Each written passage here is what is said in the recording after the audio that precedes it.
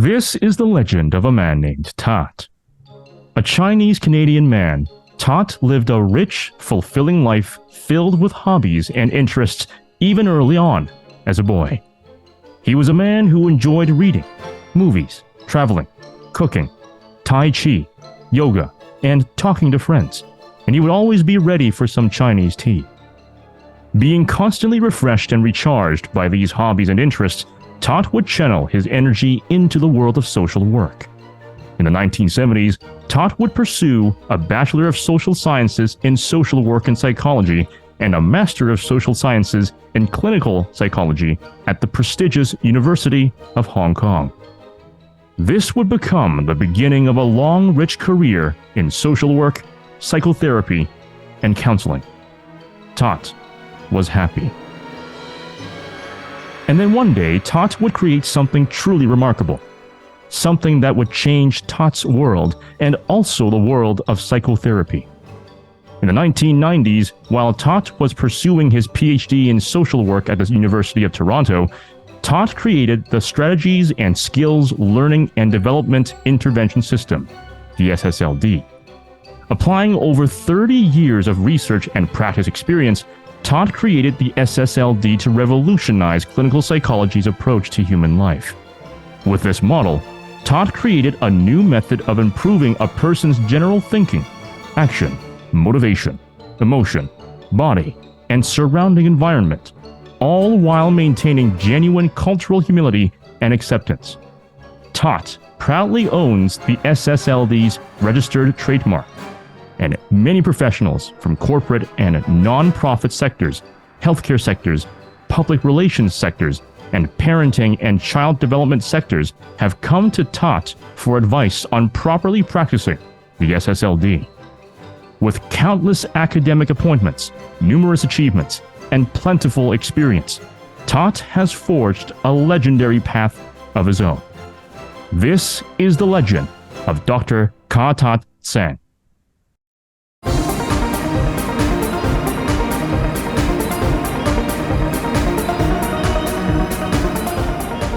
曾嘉達教授，歡迎你嚟呢個節目。Welcome to the show. Thank you, Amos. I really enjoy the Cantonese bit. Sounds great. Well, I mean, it's great to have you on the show, and it's great to have you to talk about your experience and your career thus far. And just like every other career, let's go to the very, very beginning. What inspired you to go to social work? Well, I have to tell you that, this is something that is not something that I'm totally proud of. I actually got into social work based on some misunderstanding of what the profession does. I was a volunteer when I was in high school. So the year was 1971. I started volunteering as a young volunteer. I was still in high school, and there was a social worker who was working with this volunteer group. So what I did was helping out and running camps and training programs, and that's what I thought social workers did. And I thought, well, it's not a bad idea, right, to be doing this, having fun and getting a decent pay. So I went into social work, and obviously later I discovered that it is way more than doing that. Wow, that's great. That's a great way to start into social work, and as we would see, it became the best choice you could possibly make because look at your career now. Yeah, and still back in those days, having grown up in British Hong Kong / China. What were the social and cultural influences that directed you towards the field of social work and towards academia?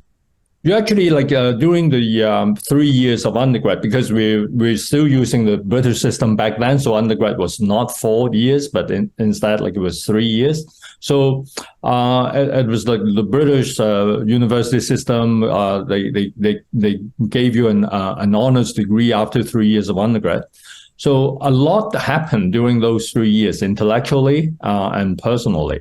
So one of the things that happened to me was that I realized how I, being part of sort of the privileged social group back in the early 1970s in Hong Kong, through social work, I started to appreciate that, there were like less fortunate people, there were like systemic oppression, there were people who were displaced and marginalized. And back in those days, to just give you a couple of ideas to help you imagine Hong Kong back in the early 70s. It is not like the Hong Kong that the recent Hong Kong that people got to know. Like back in the early 70s, we still had people who were living in extreme poverty. We had people who were like former fishermen who were living on the fishing boats while they were no longer functioning as fishermen, and they're like living in abject poverty. The children would grow up with like cultural deprivation, have never been exposed to like schooling, that they had not had a toy in their entire childhood. Food security was an issue. Hygiene, so that was the time when I started like exploring the different marginalized groups in Hong Kong, and then I realized, like how privileged I was. Although I didn't feel that I was privileged when I first got into university, but like over the next 3 years, I started understanding, like how structural issues, like social systemic issues, could impact the life of a lot of people.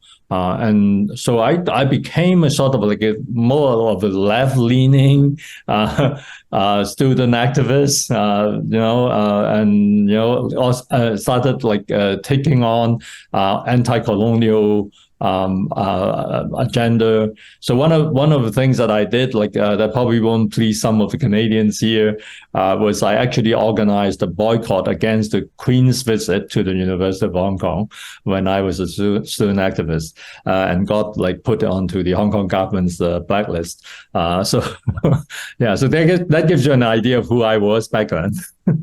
Well, well, yeah, but that's fascinating, because I think everyone knows this as well. We all grow as human beings, right? Yeah. So there are many things that we do back then that are very different from what we would do now, and I won't comment on whether on the right or the wrong, because, everyone has a different opinion in it, but it's just people change, people evolve in that sort of way. And social work is a perfect example of that, because over the years that you've been in social work, especially when you were early on in Hong Kong in the 70s, there has been plenty of evolution as well.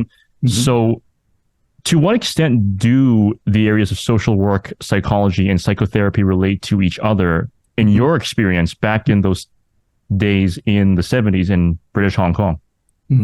Well, like it's actually quite interesting. Like I find this connection between social work and clinical psychology sort of like it came to me almost naturally. But now, like as I'm teaching as a professor, sometimes I find that it is very difficult for me to try to explain that to my students and convince them that this is doable. So let me give you a concrete, specific example. So I just mentioned a while earlier that like I was very sensitive to structural issues like social inequity, coloniality, and all that. Right. So that seemed to give people the impression that like I'm working as an activist, seeking social change.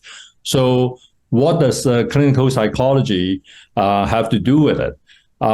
When I was an activist, I already realized through the movement and the people that I'm working with, a lot of people who are in the movement actually have their own personal issues. Many of these people actually have like personality issues. They have like mental health issues, some of them. And then I also see that like there are like interpersonal conflict, rivalry, and people not being honest with like who they are and what they want. So there was a lot of like interpersonal issues, like group dynamics and all that. So I got very attracted to the understanding of group dynamics as it play out in the different social movements that I was part of. But I also saw that like very often we have to work with these individuals. Some people say, for example, are very obsessed with power and domination. Some people actually had like difficult relationships with authority, and they sought a way to act it out in the movement. So when I realized that, like I thought that, well, maybe I should learn more about human nature and then ways of dealing with it. So I moved into clinical psychology. Uh, um, I dug deep into the field, and I was lucky, and I've gained some insights. Then I was trying to bring those insights back into the activism that I have always been involved in. And let me give you a couple of examples of what I did in Hong Kong that sort of connected the two. All right. So the first example that I could give you is like, as a straight man, I was involved in the early phase of the gay rights movement in Hong Kong. And people here in Canada sometimes would ask me, like, how did that happen? Like, you're not gay, and like, how come you got involved in the gay rights movement? So if I give you a little bit of context, and then it will be easy for you to imagine. Back in 1970s, or the 1970s in Hong Kong, we still had this like anachronistic colonial legislation that allowed judges in Hong Kong to award a life sentence to gay men caught in the act. So you can imagine how difficult it is for gay men to be like out and be like advocating. So the early gay rights movement in Hong Kong were, at least on the surface, led by straight people. So I was one of those activists who started to work towards what we call decriminalizing homosexuality, that is to repeal this law on homosexual conduct. It actually took us 12 years, and we were successful eventually. In 1991, so the legislation was removed from the codes. So how did that happen? I got involved when I first practiced psychotherapy, and then there were like gay men coming to me for psychotherapy and counseling. And as I worked with them, I realized that, like, no matter how competent I was as a psychotherapist, it was not possible for them to lead a normal, healthy life if this like social legal context didn't change, right? So moving from my clinical practice, my direct contact with these individuals, I started advocating for social legal change. So to me, like, these two activities were not separate. They're one agenda, they're one thing, they're one movement.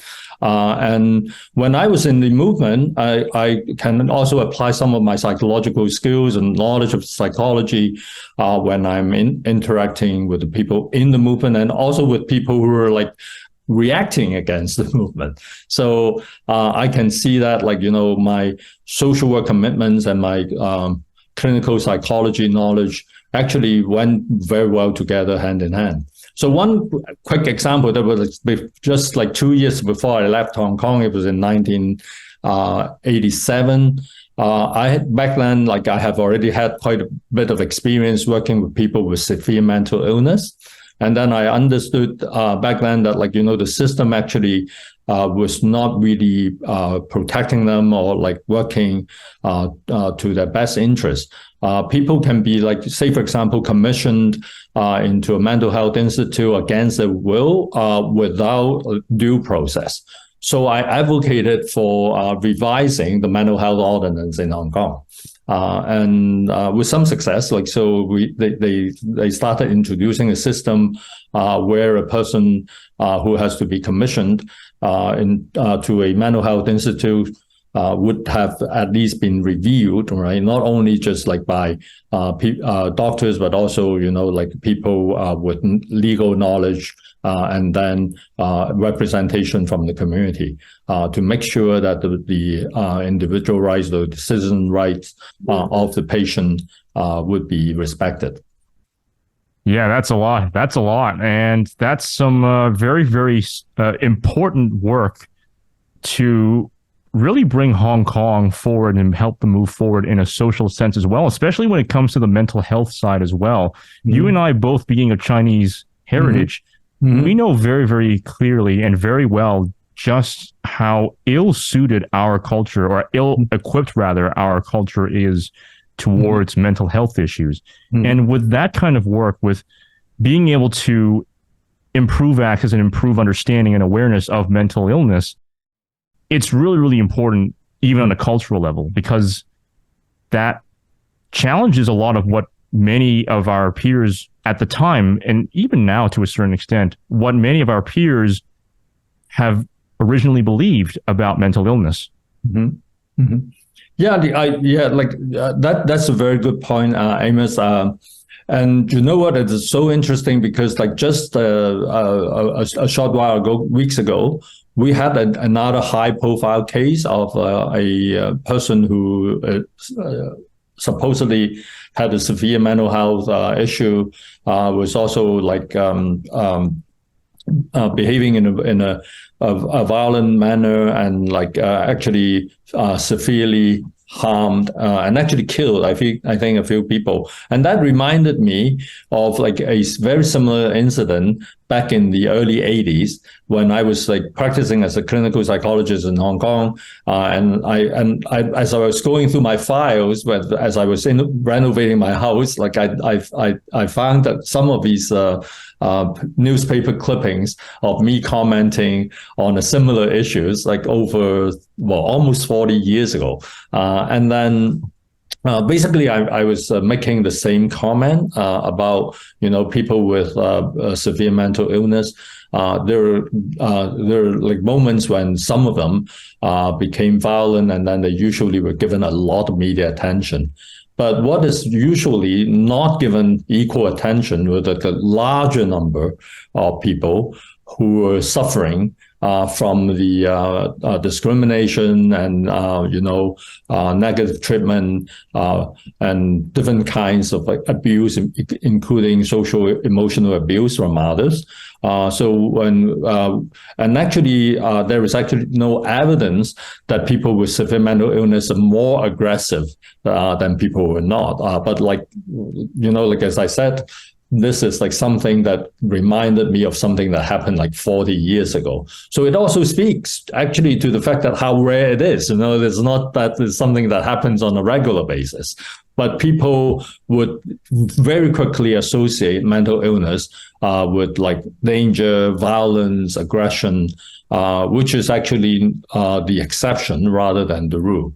So I think it is important, and I agree with you, like coming from our own like East Asian Chinese culture, a lot needs to be done to help people to sort of like come up with a more sensible, more realistic understanding of what like mental illness is, and how can we as a community respond to it in a sort of like more sensible and appropriate manner.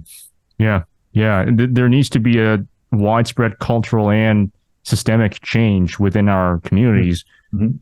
because, it's pretty bad. It's pretty bad. So, well, speaking of that, like it reminds me of an international study that I was part of, like this between the University of Toronto and the Tsinghua University in Beijing, China, with the medical school. We did a cross-cultural comparison of women of Chinese heritage who attempted suicide. So I think that is like sort of like one part of the picture that you just painted. Like we could see how Chinese women were under a wide spectrum of stress, and the stress can come from like family, intimate relationship, work, childcare obligations, and a general social cultural atmosphere that is not exactly conducive to their mental health and personal growth. Yeah. And especially with the cultural element, as you know, we're a very hierarchical culture, mm-hmm. and we're a very patriarchal culture as well. Mm-hmm. So, especially for Chinese women, and speaking from the Chinese experience, for Chinese women, it's especially difficult because even from a cultural standpoint, there's massive inequality right there, right? Mm-hmm. So that alone is already a massive, massive obstacle. Mm-hmm. And we're seeing it also in the Western world. In the Western world, it's a lot more egalitarian comparably in terms of their culture, because they, to this day, emphasize that that regardless of your gender, you are equal. But even then, there are so many difficulties that they already face in the Western world. Now, in the Chinese world, we don't even have that. So that's a massive obstacle. That's two obstacles essentially that we have to jump over, and it will take many, many, many, many years of change before we see this kind of equality, genuine equality, come into place. I would want to say a few things, Amos, here. Like I agree with you generally. Like, like to say that like Chinese communities mostly were like sort of less critical of patriarchy and like more tolerant of gender inequity. That I think is generally true. But I do want to point out that like, Chinese women championing like feminist values or like having like fighting for like equity. There is also like a beautiful history of like women leaders who according to what we now understand as feminism in the West, like who could probably be regarded as like leaders in the feminist movement, dating back to the Lei Qing dynasty, right, which is like in the early 1900s. We had this woman in Cantonese, her name is Cao Gan, right? And in Putonghua is Qiu Jin, who is one of the early women activists who advocated what's back then called the natural feed, meaning like she was like against like foot binding as a cultural practice. So, and then like if we come to like sort of like more contemporary history, I have to acknowledge there are actually quite a few very prominent feminist thinkers coming out of Taiwan who actually advocated for very progressive feminist ideas since I would say the late 60s, early 70s. But of course, like the overall impact of feminism on the everyday life of women across Chinese communities, I agree with you. There's still very limited, and a lot more needs to be done. And just over the last like a year or so, we have two very high-profile cases in China. So I'm not sure you're aware. One of that is the chained woman incident. That you heard about that, right? So, and then the other one was like this woman who was attacked in a barbecue restaurant in Tangshan by a bunch of thugs. So both cases highlighted the kind of violence against women that are sort of like very well tolerated by society, and then sometimes it's sort of like even institutionalized to some extent, unfortunately. So, but the encouraging part of that is that we actually have like young students here in Canada and also in China, both male and female, standing up on this issue. Actually, one of my students who's a social work graduate from our program, he was actually penalized. He was a sort of like an online celebrity. He pursued this like chained woman case, right, very persistently, and he was actually suppressed by Chinese authorities, and all his stuff was removed from the internet. But that is like disappointing, but I take a positive spin from that. Like, at least someone is willing to take risk and speak up and not give up. So that I think is important. I am generally, I would say, optimistic that things will get better, although the progress can be slow and gradual. Yeah, and sometimes it's one step forward, two steps back, but then it's two steps forward, one step back. So progress is not a straight line; it's always zigzaggy. So but we'll get to that point at some point in the future. But we need to have steps to get to that point. So, especially when we have to change so many aspects of our culture, while not completely wiping it out, because the thing is, and we'll get into this later on in the conversation. Like, our cultural foundation is very, very different for the most part from much of the West, like Canada, the US, and Western Europe. So finding that balance is something that, and we'll get into this later on in the conversation. That's a massive, massive challenge that we have to do. Mm-hmm. Returning back to your career, you also had to face a lot of challenges in your career as well. Mm-hmm. So what were the greatest challenges that you faced in your early years during your undergrad, your master's at the University of Hong Kong, and then eventually your PhD at the University of Toronto? Okay. Well, actually, I have to thank you, Amos, for asking those questions, because these are stories that I have always wanted to tell, but do not always have the chance. Okay. So let me tell you about this story, about my first lecture in psychology in undergrad. That was back in 1973, right? So I'm suddenly aware that it is almost 50 years ago, right? So almost exactly 50 years ago. Back then, the University of Hong Kong started their semester a bit later. It's like sort of like in early October that it started. I'm sorry, I'm recovering from a cough, so you hear that every now and then. I hope you're okay with it.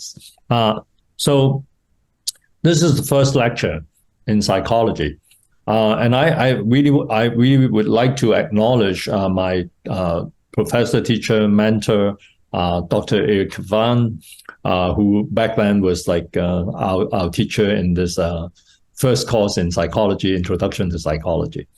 So this is like the first class. And remember, like University of Hong Kong back then was a very exclusive elitist institution. When I got into university in 1973, less than 1% of the people in my age bracket got into university. Wow. So, yeah. So that's even, sorry to interrupt, but that's even lower than Stanford's medical school acceptance. So you're dealing with like a very selected group of young people, right? And when we had the chance, I would tell you about some of these like very weird things that like people here would have difficulty imagining. Back then in 1973, as a university undergrad, I enjoy way more privilege, right, in society than now, like as a full professor at the University of Toronto.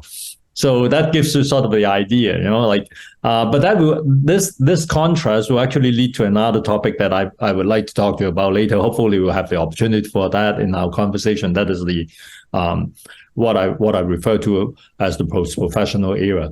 But back to my like first lecture in psychology. So this teacher, Eric Van, came into the lecture room. The reason I was giving you this context is like, because I'm going to tell you like, okay, how many people were there at this like first lecture, Introduction to Psychology. So it's actually just like barely over 100 students, all right?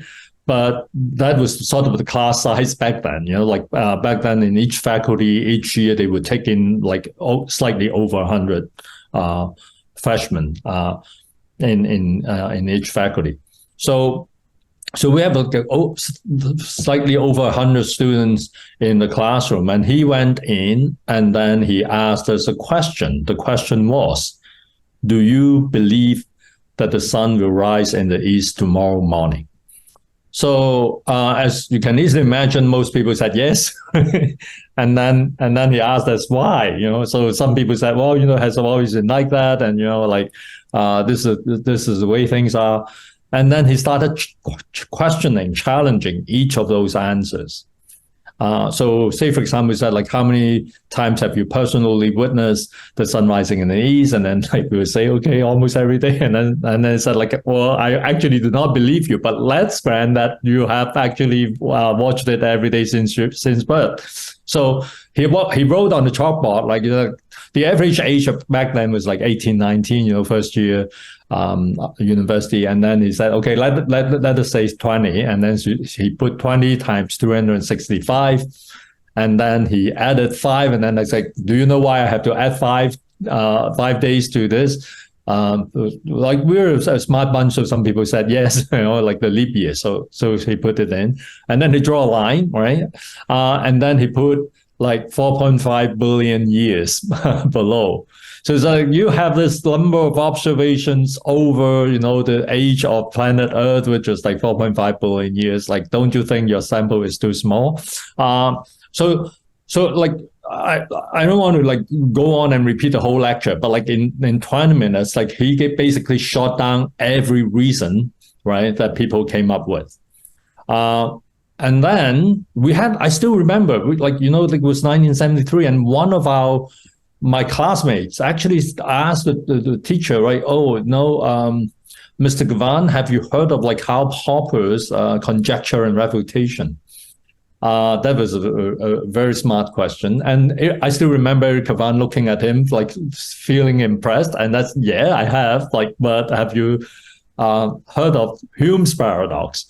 So we started like some highly abstract philosophical discussion. I do not want to confuse your audience, so let me explain this a little bit, right? So Karl Popper's like idea of conjecture and refutations goes something like this. If you conjecture something, right, like the sun rises in the east every morning, how do you establish that as a scientific law? You do it by trying to refute it, right? So if you consistently fail to refute a conjecture, then the conjecture may stand as something that can be relied on, like as something that is valid. So that is like generally how it works. But the Hume's paradox like works in the opposite direction. So what Hume's was proposing was that, well, in logic, right, when you have something that has repeated many, many times, so like in his statement, like if all observed A's are B, it's like all you have observed in the past, right, looking in the east and see the sun rising, but that is what you see empirically. But logically, when you say all observed A's are B, it does not logically follow that the next A will definitely be B. Because accidents happen, things can stop to happen or start to happen, right, at any time, right? So that is like, so we went into that like after 20 minutes. Then Eric Gavan said something like this. I have to apologize, learned ladies and gentlemen. I just wasted like some 20 minutes of your precious time. The truth is, the sun never rises. So he was trying to tell us how 400 years after Galileo and Copernicus, we are still using a geocentric language in everyday life to try to describe a heliocentric phenomenon, right? So geocentric language meaning a language that is based on the assumption that the Earth is the center of the universe. Everything is from our own standpoint. So you see the sun rising in the east. But the reality is not geocentric. The reality is heliocentric. The sun is the center of the solar system. So the sun actually doesn't rise.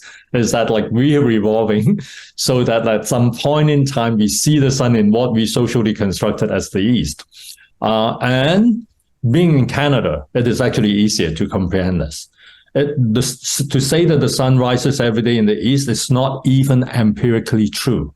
Because if you go into the Arctic Circle, like where our indigenous people have been living for a long, long time, you don't see the sun like half of a year.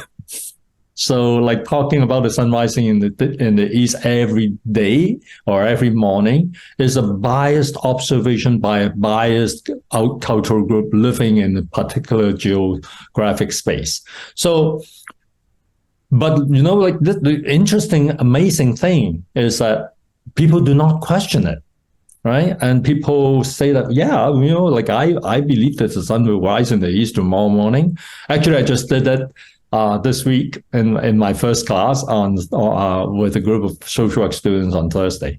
And everyone said that, yes, I believe in the sun rising in the east tomorrow morning. So this is like one of the things that was most challenging for me, because in my first day of psychology in my undergrad, my entire worldview was questioned. So what Eric Gavan wanted to do is to disrupt our common sense world, what we have taken for granted, what he then need to help us understand was actually an objection raised by phenomenological philosophers in Germany about what is called the natural attitude. Like we think things are natural, and then we take it for granted, then we do not question it. And what he was encouraging us to do is to question everything, even when everyone around you believes that, without a doubt.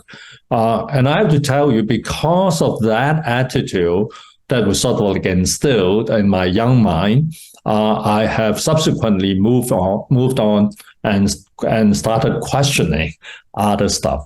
That sort of like created issues and problems for me and other people later on in life. So I have like formed a habit of questioning the common sense that, as you can easily imagine, will lead to a lifestyle that is like sort of like not particularly conforming, and I keep questioning. So I just gave you examples about, where I stood in relation to gay rights back in the early 1970s. And then obviously, I also took a very unusual position back then against coloniality, which was actually not very popular back in the 1970s in Hong Kong. So, but I'm glad that now I have the opportunity here to acknowledge my teacher and mentor for encouraging me to question things that were like generally accepted by people around you. Yeah. That's, I think, the most important lesson in any university program, regardless of level. It is such an important lesson to learn, the most important lesson to learn. So a couple of things I wanted to say about that. First of all, heliocentrism here in Canada, at least in my elementary school days, we were taught about heliocentrism as early as back then.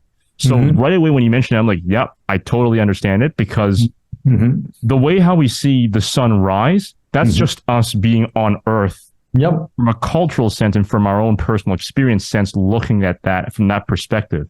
But we're not in a cosmic sense, where we're not standing in X number of light years away out into the solar system, looking at the entire solar system and the Earth especially revolving around the sun, right? So like the answer that we give, does the sun rise? If we say yes, it's correct in a cultural sense, in a personal sense, but it's wrong in a cosmic sense, right? So it's kind of like there are two right answers and a wrong answer, or two wrong answers at the same time, but it really comes on to perspective, which is very, very interesting and fascinating, and leads into my second point. Going off of what you were saying, we always want to question everything. Unfortunately, as someone who has graduated law school, I found that ability to question has actually faded away a lot during my time in law school, to the extent where if you have a different opinion, or if you just have an opinion that's just there to provide a hypothetical scenario, you get shot down almost.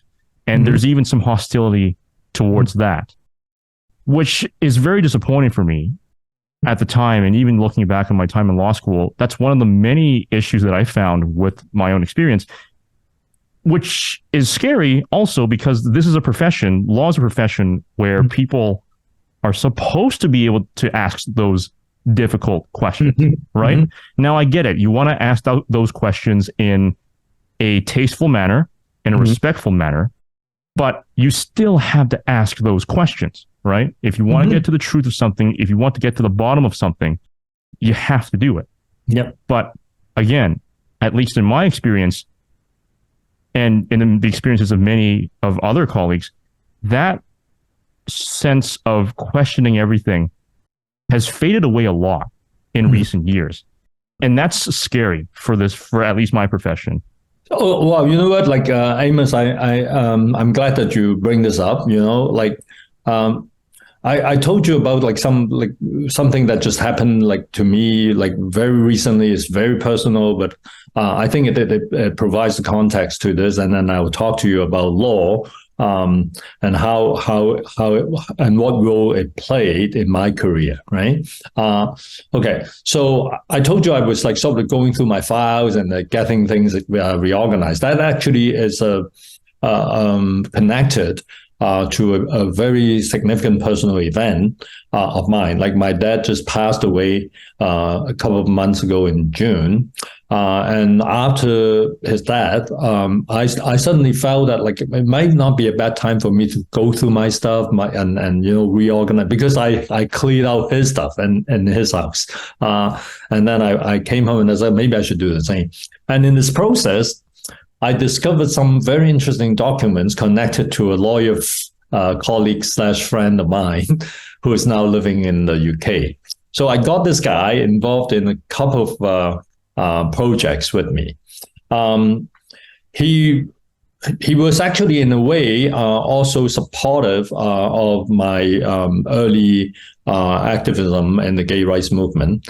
But like a more significant initiative that I got him involved in was dealing with Hong Kong's first transsexual case. So back then I was coordinating what I call a gender identity team. I was teaching at the University of Hong Kong, and I got people in surgery and psychiatry, like endocrinology, gynecology, different specialties, to come together to assist the first person who was a guy who wanted to go through a sex change operation. So I interviewed the guy, understood his situation, and agreed to support him to go through this. And it was sort of the first of its kind operation in Hong Kong. We had a highly competent surgeon in Hong Kong. His name is P.C. Leung, also a good colleague of mine, and his team. They were prepared, they were confident that they could do the operation. So, and then back then I realized that like I probably needed a lawyer to look into the legal implications and stuff. And as a lawyer, you have no problem understanding that like in different jurisdictions, they actually have like pursue different definition of gender. Some jurisdictions went by, back in those days, anatomy. Some jurisdictions went by genetics, chromosome. So as you know, like if you went by a chromosomal definition of gender, then the sex change operation would create some problem, because like technically, legally, the person's gender hasn't been changed. Even the anatomy has changed. So my colleague Johannes Chan, who is now living in the UK, was a young lawyer back then, and I recruited him to work on this case. And very interestingly, some 30 years later, he published a book on paths of justice, and he used his experience with me from 30 years ago as the concluding chapter to his book, whose subject was human rights. And when I talked to Johannes later, right, like it became clear to me that he said, yeah, Tat, this is it. What human rights law should be doing is to protect minorities who are not even accepted by the majority in their community. This is like what human rights law is supposed to do. So I think you get the idea.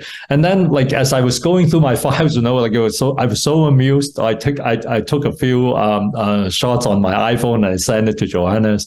It turned out that I mentioned to you earlier about my involvement in changing the mental health ordinance in Hong Kong. And then I realized that he and I was actually on quite a few of those hearings and committee meetings together. So I looked at the minutes and I took snapshots and I sent it to him. I said, hey, Johannes, this is not the only thing. We actually worked on this together. And then he texted me back, reminiscing a very interesting meeting that he was asked to attend back then by what was called the chief secretary of the colonial government, who had some problem with this, comments in public, summoned him to her office and try to lecture him on like what the colonial government's position was. So we had a lot of fun like reminiscing that. Like, but I just want to give you a sense of like how in my own line of work, I actually also work closely with lawyers, and as you can see, like I think it is the same thing for psychotherapy and law. Some practitioners believe that their role as professionals is to follow the existing rules, right, and practice accordingly, and get the people we serve, like we call them our clients, right, to conform to the current provisions. But then there are also practitioners in both your profession and mine who believe that, well, like we should not be like slaves to the letters of the law, but rather we should engage with the spirit of the law. And when we find that there are like provisions that actually go against or incompatible with our core value commitments, we actually should seek to change the provisions rather than expecting our clients to conform. So I think it's like two very different approach to professional practice, and I think you get a sense of like which approach characterizes mine. Yeah, no, absolutely. The law, as you can imagine, is a very tradition-focused area.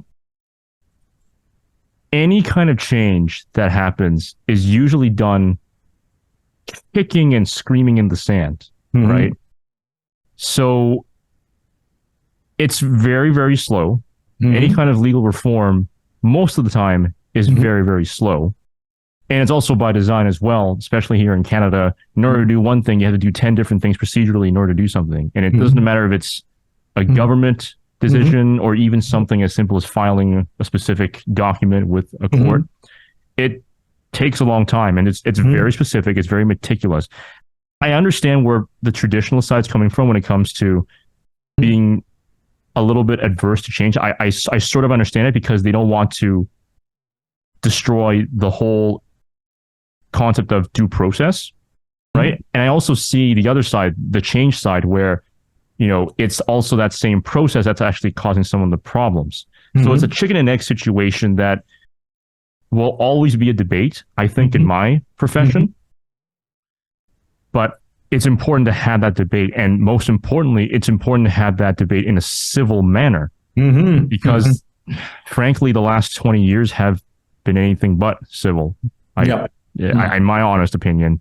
And again, as I mentioned, in the law school situation, that at least back in my years and in my experience, sometimes it was civil, sometimes it wasn't. So that's just the one thing that I think is very unfortunate about that.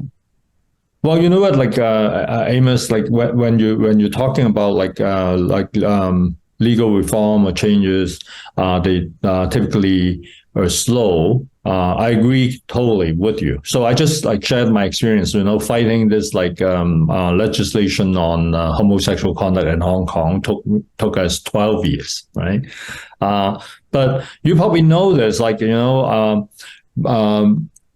think it was in the 16th century, going into the 17th, like, there were like British activists who tried to advocate for the abolition of slave trade. And it took them 3 decades, right? So I understand this, and the story that I told you about like transsexualism in Hong Kong, it also took like a couple of decades for us to gradually change the legislation so that they became like sort of like more sensible.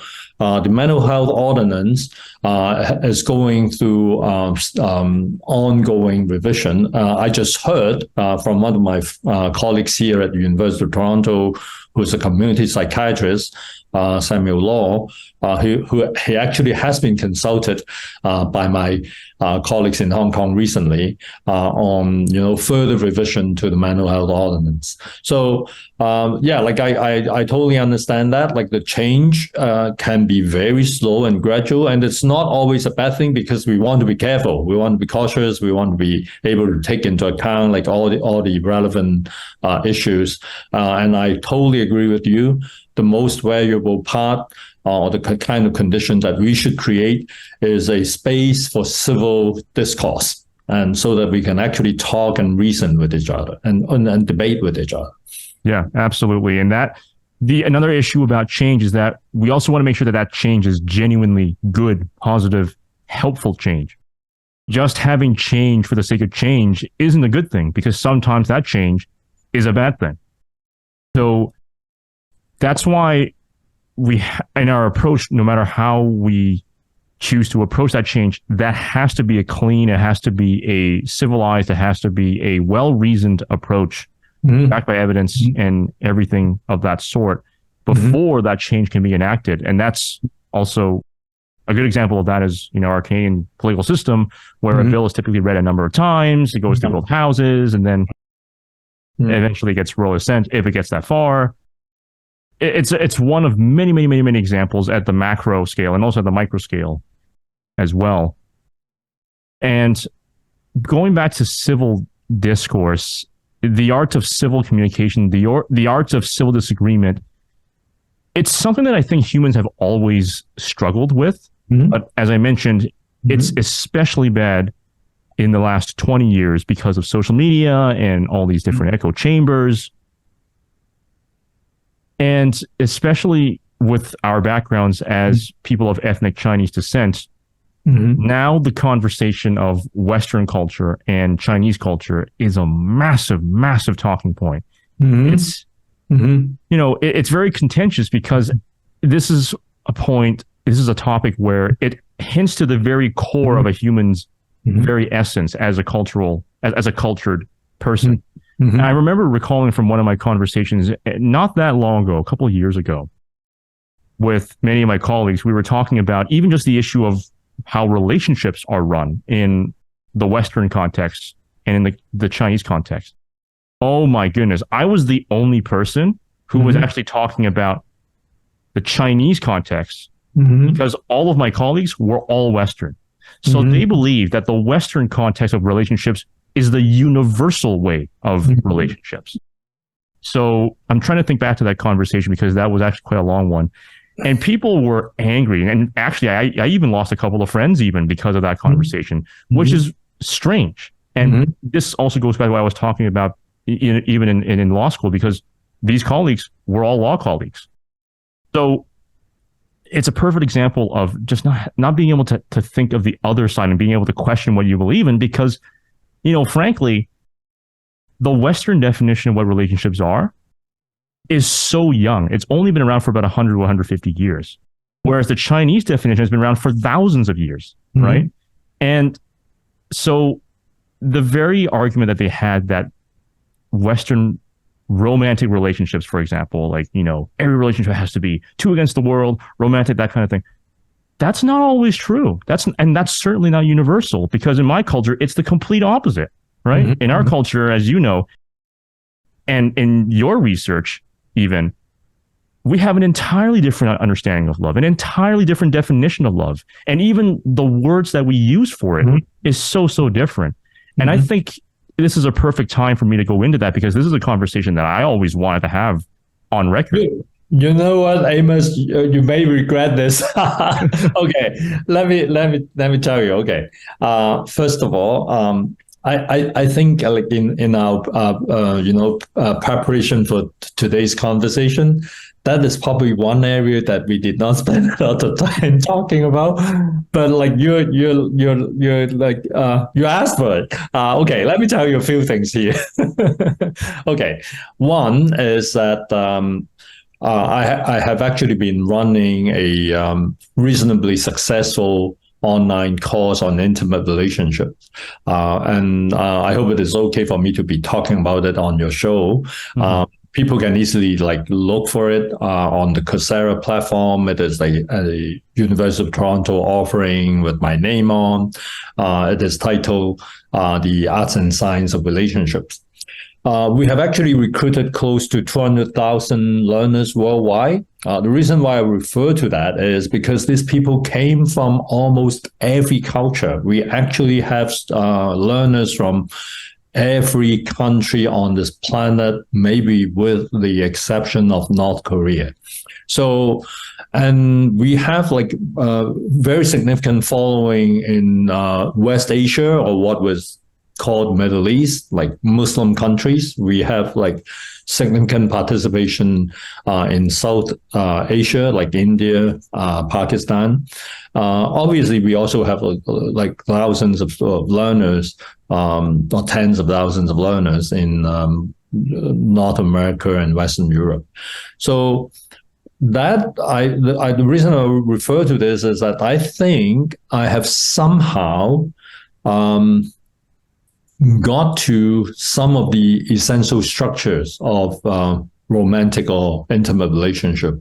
Right. And therefore, I'm able to speak and interface with people from a wide range of cultural contexts.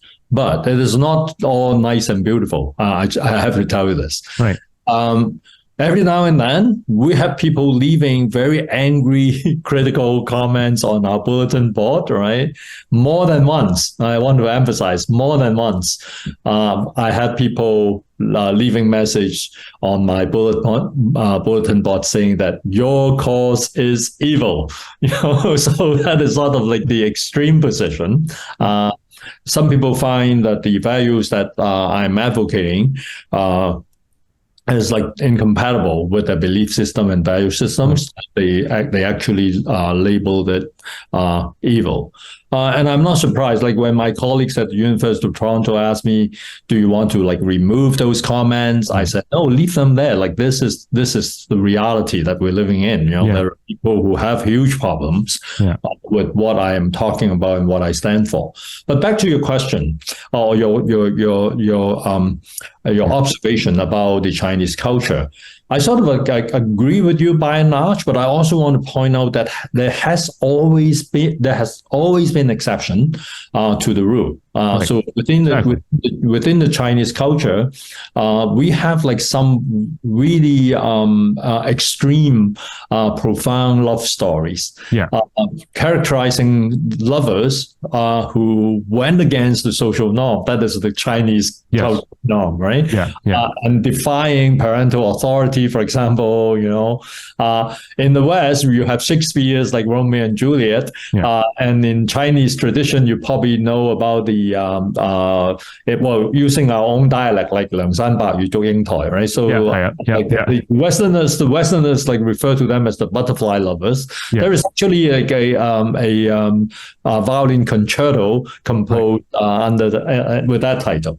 So we understand that like in every culture there is just like norms and conventions that are being contended, and there are people who deviate from established norms. But you're still right, because the way we go about dealing with it and how it's being processed and discussed, we're still conducted within the Chinese cultural norms.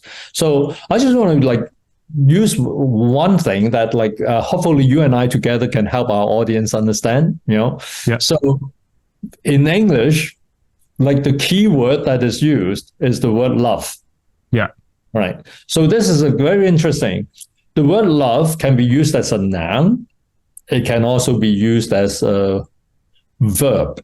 And when it is used as a verb, as we learn in our grammar, right, it can be used as a transitive verb. So we can say, I love you, you love me, he loves her, she loves her, or he loves him. So you can do that.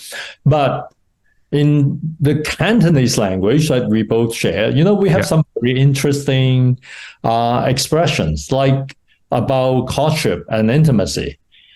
Which is totally different linguistically. So I would just use the concept of pak to, which I think you understand. Yes. Right. So pak to, interestingly, cannot be used as a transitive verb.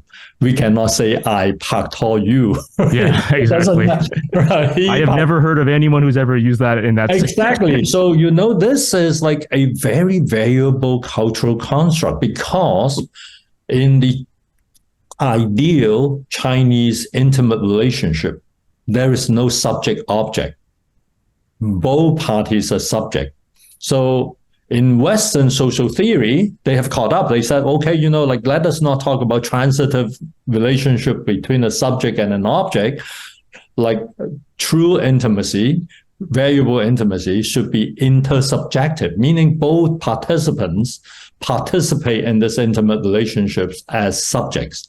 So none of us is an object, and none of us should be treated as an object, and we would not be objectified.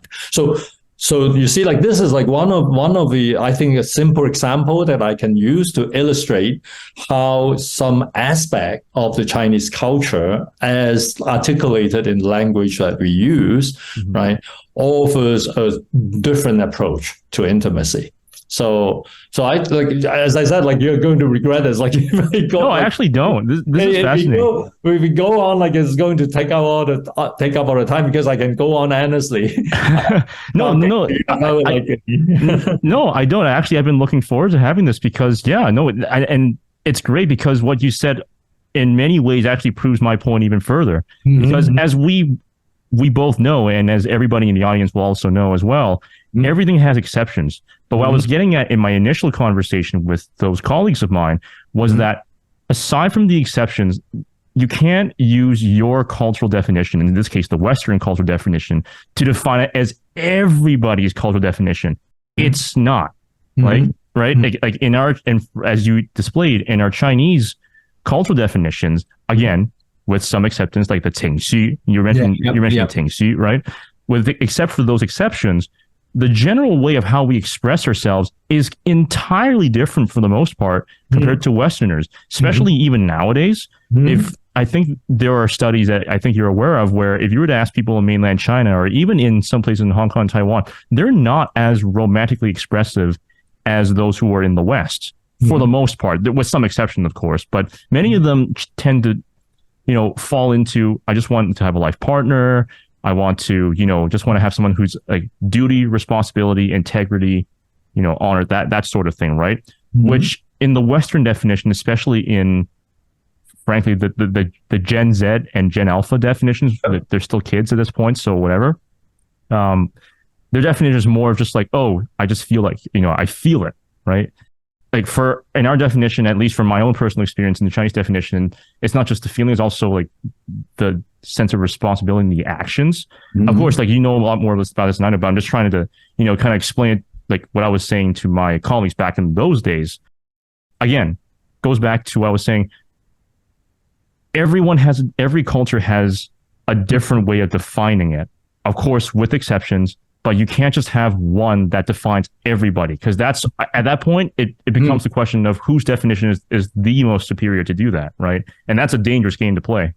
So you know what, like Amos, I want to make a few interesting observations here. Like I think you and I probably do not have any major disagreement, but like I want to like throw in a few observations that can sort of like enrich our understanding, especially for your audience, like members of your audience who are not Chinese, right? So one of the things that I want to point out is that like if we deconstruct like romantic relationships in the Chinese culture and in Western culture, there is like an unfortunate development, I have to say, that actually cuts across different cultures now, not because it is good, but because it is actually the logical extension of a capitalist order. So what am I talking about? I'm talking about consumerism. So what you can see, interestingly, is like since the open reform policy in mainland China, right, started, it didn't actually gain much traction in the first decade or so. But I would say starting like in the late 1990s and like in the new millennium, like year 2000 onwards, young people in China are increasingly buying into the consumerism-driven marketplace for the articulation and expression of romantic love. So I'll give you a very specific example. Now you have young people in mainland China on the 14th of February, which their parents' generation never celebrated, lining up for flowers, chocolates, and like going online shopping for expensive items, brand name signature, you probably be aware of the statistic. Like many of the well-known designer items derive their main income from the Chinese market. So this thing, unfortunately, cuts across many cultures. So, for people who are from different cultures, they somehow buy into this consumerism. Well, here in Canada, I have to tell you, when I first came to Canada in the late 80s, I came across, feminist writers who are already raising questions about this, right? So we have Jacqueline Geller's classic work, Here Comes the Bride, and we have Elu's book on consuming the romantic utopia, all a very powerful critique of consumerism. But consumerism is by and large very successful, even in East Asia. I'm not just talking about mainland China. You go to Taiwan, South Korea, Hong Kong, Singapore, for that matter. Everyone almost have fallen victim to this consumerist structure. So. And this is how, when you're going out dating, the value of the date or the meaning, the significance of the date, unfortunately, sometimes is measured by some young people by how many dollars you spend on the dinner, right? So that is unfortunate. So that is one mega trend globally that I think we should resist. And precisely, there are elements in our culture that should be able to offer some good buffer to this trend, right? Exactly. But this is a matter of us rediscovering those cultural values. And one of the things that I'm more into in recent years is to sort of connect with a different set of aesthetics, the consumerist society would want us to believe that unless you spend a few $1,000s on brand name designs, that thing is not aesthetically appealing or not beautiful. I think that is a trend that should be resisted. And connecting with our traditional aesthetics may not be a bad idea. So on this point, I think you and I will probably be on the same page. Yeah, no, absolutely. Yeah. And that was what I was trying to get at. I mean, you mentioned the consumerist definition of the consumerist, I should say, infection of what love is. That was what I was trying to get at, because that has infected even a lot of my colleagues, many of my colleagues. It has infected their thinking about how love should be, not just necessarily in terms of spending money on materialistic pleasures in terms of trying to celebrate or express one's own emotions for another person, but even to a deeper level to some of that as well, because much of the consumerism, at least from my own experience, a lot of the consumerism that I've seen in terms of how it's infected the definition of love tends to come from a Western definition.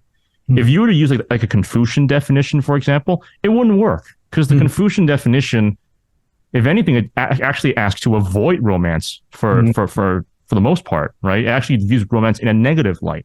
So to put a Confucian value on consumerism in terms of trying to market love, it wouldn't work, because if anything, first of all, materialism isn't even going to be a thing. And second of all, even if it was a thing, it wouldn't be like, oh, you feel this person, you should buy this because you feel something for this person. It's more like, oh, you should buy this because it's something that you should just be doing anyways, and that kind of thing.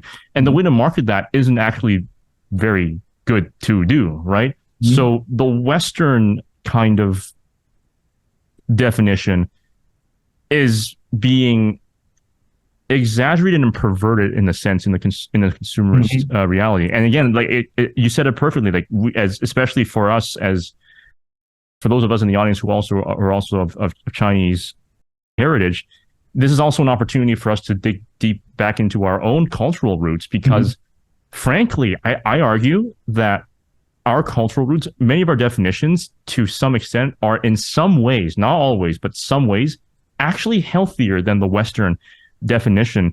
And I've seen this even in my practice in family law. So, well, you know what, like Amos, like I'm so glad that we have moved in this direction. Like after this conversation, like we probably do not want to do, we may not want to do this online. But I want to tell you one thing, which is like sort of like of interest for you to know, and for your audience maybe. One of my good colleagues here at the Faculty of Social Work at the University of Toronto, who has retired, Howard Irving, is actually Canada's pioneer in family mediation. Right. You might have even heard of his work. So before Howard retired, I actually worked with him. I was part of his faculty training family mediators, and many of the people who took his training were lawyers. So we can talk about that later. But I get back to your point. Like I think I understand what you're talking about, because together with Howard and in association with the work that I did with him, I've actually come across couples who are going through divorce and did some mediation work there. Yeah. So, but back to like the whole idea, the traditional ideas. I emphasize ideas rather than, because we didn't actually have one single idea, but like multiple ideas pertaining to what the West would regard as romantic love. I already pointed out this earlier. Like in our tradition, in our traditional literature, we have like lovers who conform to the prevailing cultural norm. Right. We also have stories of people who have chosen to deviate. So like the Langshan the butterfly lover story that I refer to. I have to refer to a recent experience that I had, and about like a marvelous guy out in Laurentian University up in Sudbury. I think I mentioned the guy to you at some point. So I call him Hoy, and like unless your audience is more interested, like they can actually like figure this out and go and Google and find the guy if they want to. So the guy is currently like the director of the planetarium at Laurentian University. The reason I want to refer to him is that when I was visiting, he took us to his planetarium and showed us the stars as one would observe them from the northern skies, right, in Canada. And then he pointed out to us how the same stars was like seen differently by different cultures and form different constellations. So the Orion constellation was not seen by our indigenous people in the same way that the early Greeks saw them. So they identified like different key stars. Some of them are coming like from the Archer's belt or Orion's belt, and our indigenous people actually, instead of like seeing an archer hunter, they saw a big bird, right? But like further to the right, like from where we're looking, he explained to us like two of the brightest stars of these like a triangle that you routinely see during the summer months. And two of them were very well known to the Chinese. We refer to them as the cowboy or the cowherd and the weaving lady stars, like 牛郎織女, right? So, but again, I think it was a very vivid example of showing us like how the stars like they lay out objectively out there. Everyone is seeing the same star if you're from the same vantage point, but you see different constellations. Yep. Right. And certain structures or certain stars are more important to you, and they became your anchor, right? While other people would like imagine different constellations based on their own cultural habit and practice. So I think that is a very powerful and beautiful analogy to how love is understood across cultures. And even within the Chinese culture, this is interesting because like you if you look up to the stars, they're actually constantly changing. Like, so if you're looking at it in the summer, it will be very different than if you're looking at it in the fall. So and then and I think a good part of that is also who you are, where you're located. So I agree with you, Amos, that there are like some very valuable structures in our culture, in our tradition. I just pointed out to you, like if we start imagining relationships not as transitive, not as like something I do to you, as not in like subject, object, I, you kind of a structure, but imagining it as like two fully autonomous subjects being involved in a more like equitable interactive relationship, that is a more helpful way of imagining relationships. So like you and I can obviously go on and look at like when you mention the idea of responsibility, I just want to point out something that is very interesting. I asked my young students to do some research on what is the average duration or shelf life of an intimate relationship.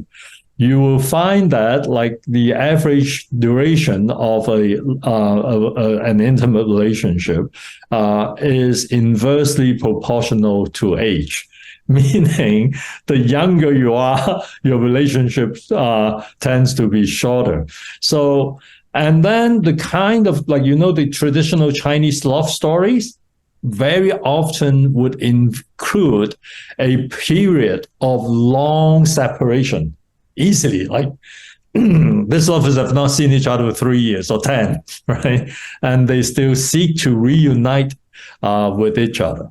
But now with the younger generation, if I know that I'm going to be physically separated from you for more than 4 weeks, and then I would have to consider breaking up with you. So even our imagination of time, right, and temporal structure can be very different. So and recently one of my Hong Kong Chinese friends asked me to read a new edition because it's like translated by a woman of the Ulysses, Homer's Ulysses, and then I was reminded, like, oh wow, in the story, so you have this hero in the story, Ulysses, who voluntarily gave up the opportunity at immortality, and he wanted to go home, right, and find his wife and his son, and they have been separated for decades. So this is the kind of love that is very difficult for the current generation, especially the younger people, to imagine. Well, like, what the hell are you talking about? So I fell in love with someone when I was 20, and then I don't see that person for 20 years, and I want to like go back and get reunited with that person. That almost is like unimaginable to them. So, but like where we come from in our culture, it is actually easy to imagine that like once you form a profound relationship with someone, this bond can actually be so strong that it can go on for a long period of time without commitment to it remaining very firm. Yeah. Yeah, and that's exactly what I was trying to get at. That sense of a firm bond and that firm connection with that person. That is something that I think our culture does very, very, very, very well for the most part, compared to the Western definition and to what many Canadian Americans have done. It's something that I think very, very frankly, and I say with the utmost respect to our Canadian American viewers, I think Canadians and Americans can learn from that. Very, very much can learn from that, because that is the problem I'm trying to get at. Because if you're only basing your entire connection to someone, and this isn't just romantic relationships, it's even friendships too. If you're only basing your entire connection to another person based off of your feelings, that's not a stable connection, period. Even amongst friends, even, let alone amongst more intimate relationships, because it's more than just feelings. It's also things that you have, like what sense of duty that you have to that kind of person as a fellow human being. And unfortunately, especially in this day and age, being affected partially by consumerism, but also being affected by the extreme individualism that I found in Western culture. That source of connection is basically diminished in so many different ways. And it doesn't help that also in the Chinese diaspora, as we're kind of falling into that kind of consumerism kind of understanding, it doesn't help that with that kind of phenomenon that we're also kind of fading away into that in my generation and the generation after. That's actually a disturbing trend, frankly. So Amos, like I want to sort of like qualify that. I don't disagree with you. I think we both know what we're talking about. We both identify and we both value that part of our shared cultural heritage. So, but on that basis, I just want to sort of like connect it to the other dots like that will help sort of like our non-Chinese Canadian American friends appreciate. So I already gave you or us an example that is not Chinese, that is like Ulysses, that is Greek, but it's like ancient Greek is not now, right? That also is sort of like fascinating in terms of the temporal frame that we're talking about. Like, so you have this guy making a commitment, trying to go home and find his wife, decades after decades of separation. But there is another story, which is a real life story. It's not fictional, like Ulysses, like, we don't know, right? But there's a real life story that actually touched me very profoundly when I first saw it. It was actually based on an early American communist, the story of John Reed. Sometimes it's called Jack Reed. There is a book written on a guy titled The Romantic Revolutionary. Well, I'm not communist. I just think I have the story was beautiful. And Warren Beatty actually made the movie out of that, titled Reds. That was made decades ago.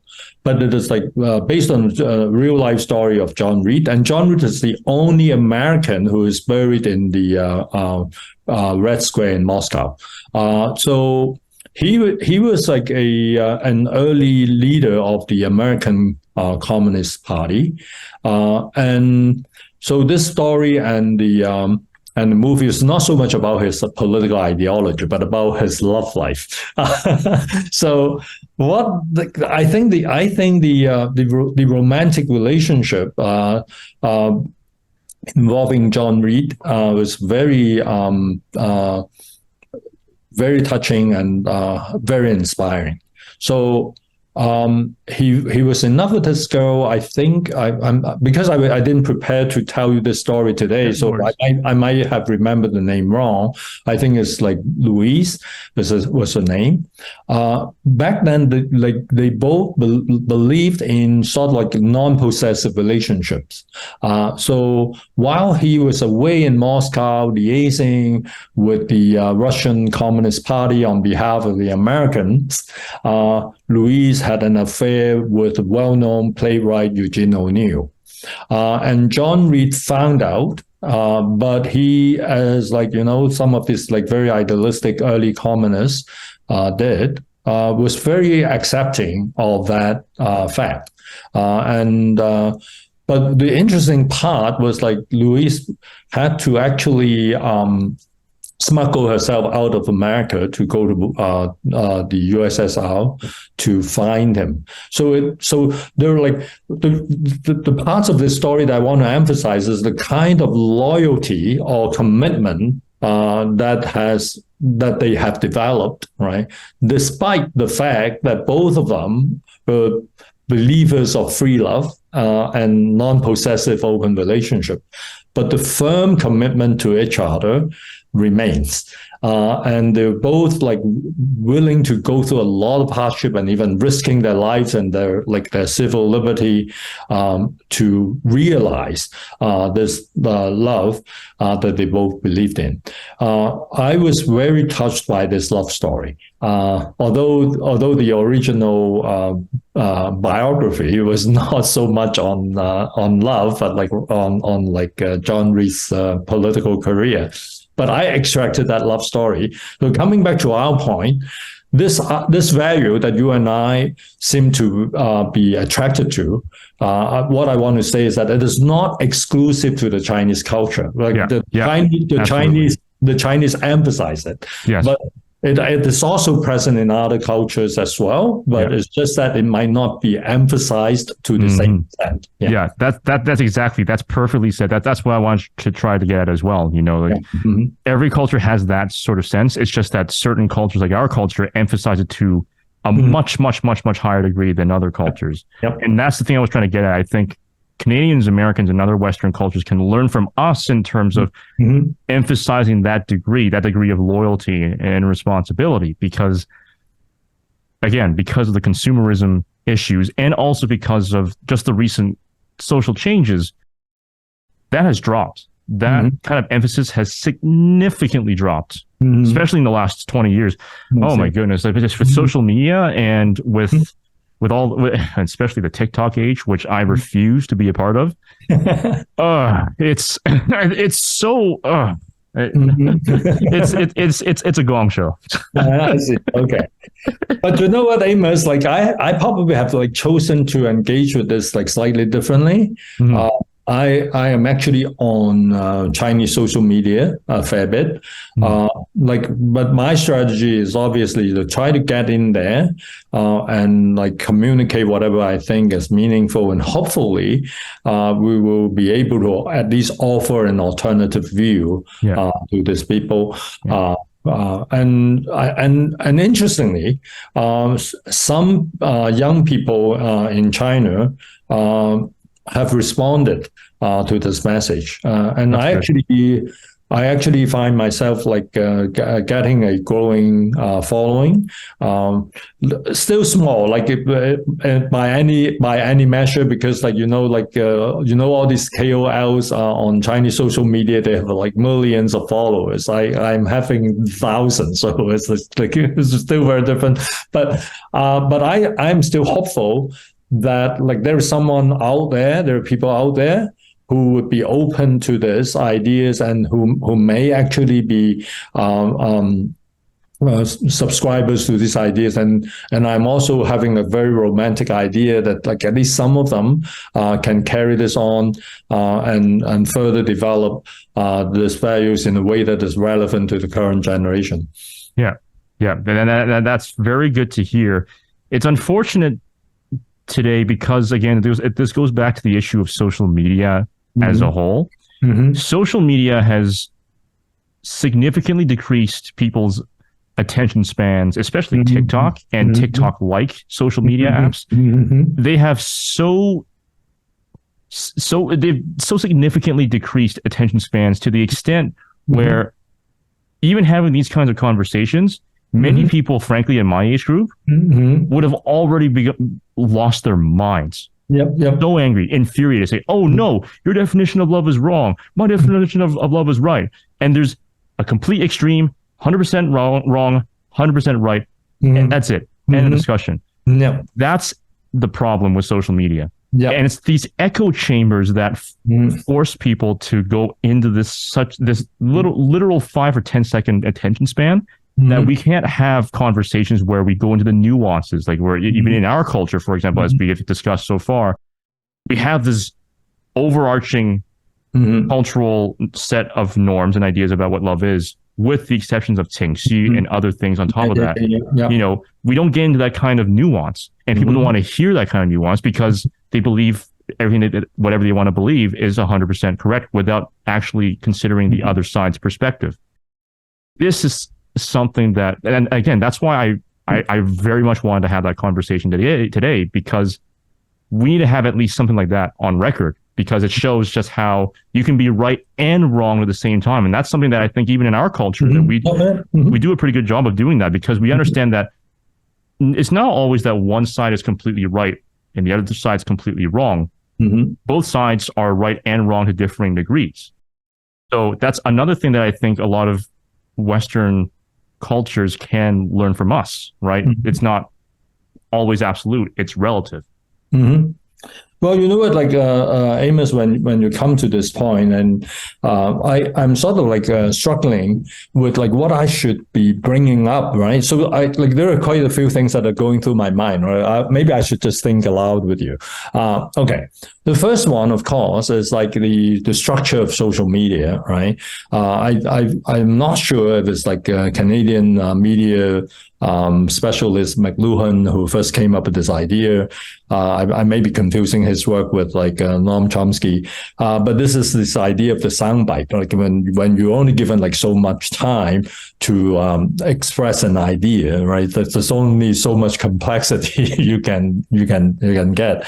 So when you have like very short sound bites, like you tend to have like very shallow categorical kind of conversations, and you just like give a good example, right? So it is either black, white, right, wrong, and then like there's like and it's difficult to deal with the in between, the nuances.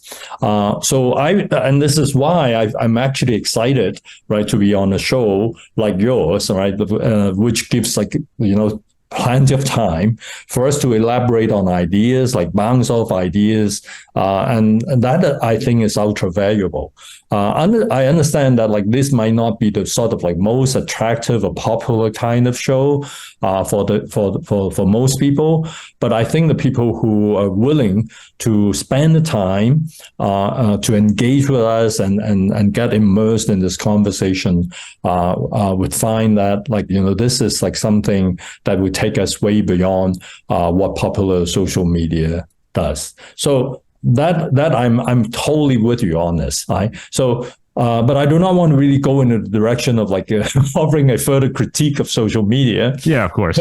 Because I am sort of like still finding my own way to sort of like try to use that as a way to reach out to people and hopefully get some of them interested, right? Yeah. So the online course that I told you about, like, they will take you like 20, 30 hours to finish. It's actually, quite demanding on people's time. But I'm actually quite encouraged by the fact that there are like now hundreds of thousands of people who are willing to put in the time. And from the feedback that we have got, most of the people who have taken the course felt that they were significantly helped and they benefited from that. So I think this is what I hope will also happen to your show here. Like for the people who are willing to put in the time, they find it rewarding and they want to continue, and hopefully they want to share that with their friends, and then we will be gradually building a community of people who do not like just live with like this very limited attention span, but are willing to put in the time to explore issues that are of significance to them in their lives. Exactly. And that is one of the aims of my show. Through telling the stories of people like yourself and other people on the show, I want to be able to have conversations like that into areas of your life and into areas of your work and other people's work as well, that normally other places wouldn't be able to feature, either by design or by their time constraints as well. I also want to say one point very, very briefly. I critique social media while also being conscious of the fact that I'm promoting my show on social media, right? But that's why it's also, I critique it, but I also want to be a part of the change as well. I think it's really important to have that opportunity to have these kind of long-form conversations, and to try to, at least in our own respective social media platforms, to kind of shift it, even if it's ever so slight, into 1 degree, into a direction rather, that allows for these honest, long-form conversations that allow for a lot of disagreement. But again, civil disagreement, this is a perfect example of that, right? There are many points that we agree on, and there are some minor points that we disagree on, but it's by having these kind of conversations that we learn something new from that, right? And that's what I want to do with this podcast and with all the platforms that we've had so far. Returning back to, your own research into, not just psychotherapy, social work, but also like in terms of the Chinese cultural context, aside from the definitions of love and the emotional spectrum, there are also many other cultural differences that the Chinese diaspora experiences compared to the Western world. What are some of the core main differences that you have found between Chinese culture and Western culture? Well, that is actually very difficult because you know what, like, but I want to thank you for giving me this opportunity, right? So let me see if I can use a few coordinates to help us sort of map this out. It is not easy. Well, first of all, like the sort of common sense or better known comparisons that some people have made is this like by now very popular stereotypic understanding. They say that, well, the American culture is like sort of more individualistic, and the Chinese culture is more collectivistic. Which has some truth, but there are also glaring exceptions. So I think in the American culture, for example, individualism is not really always the core guiding principle.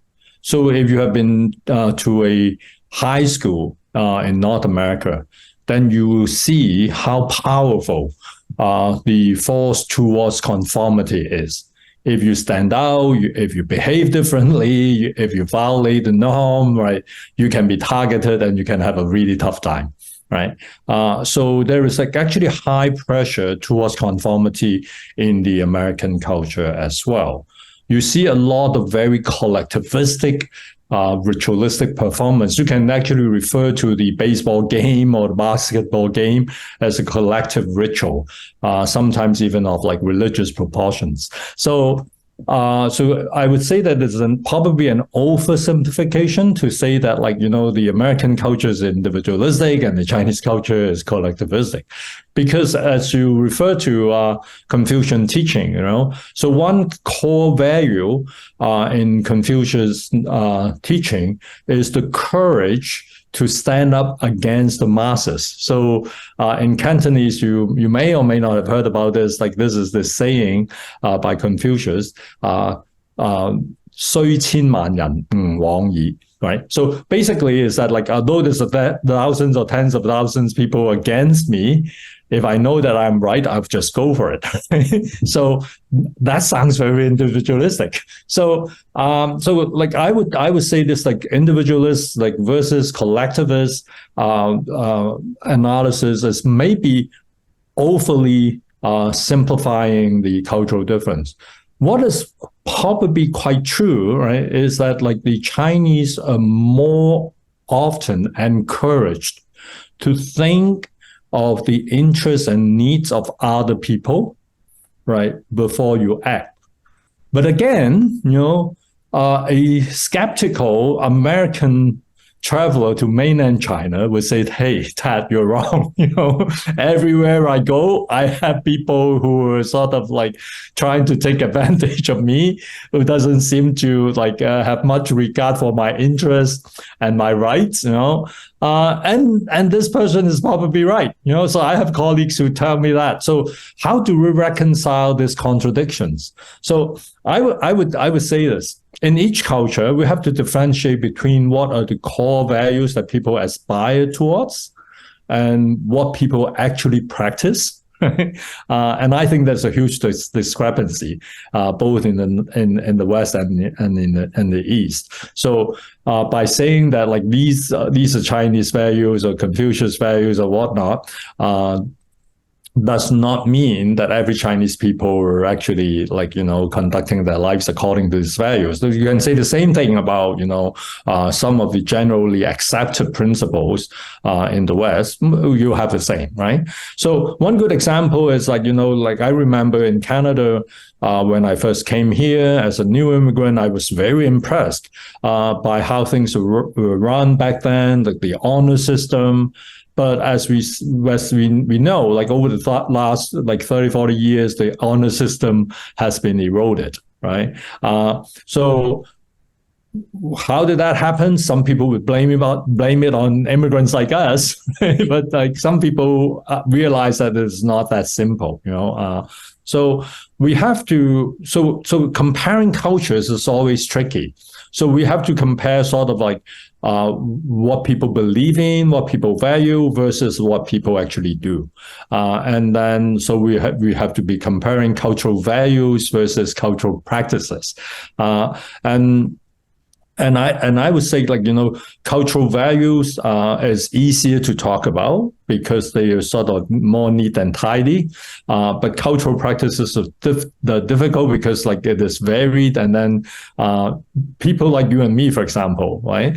We have to admit that although we both have come from a Chinese background, we have also been heavily influenced by Western culture. Oh yeah.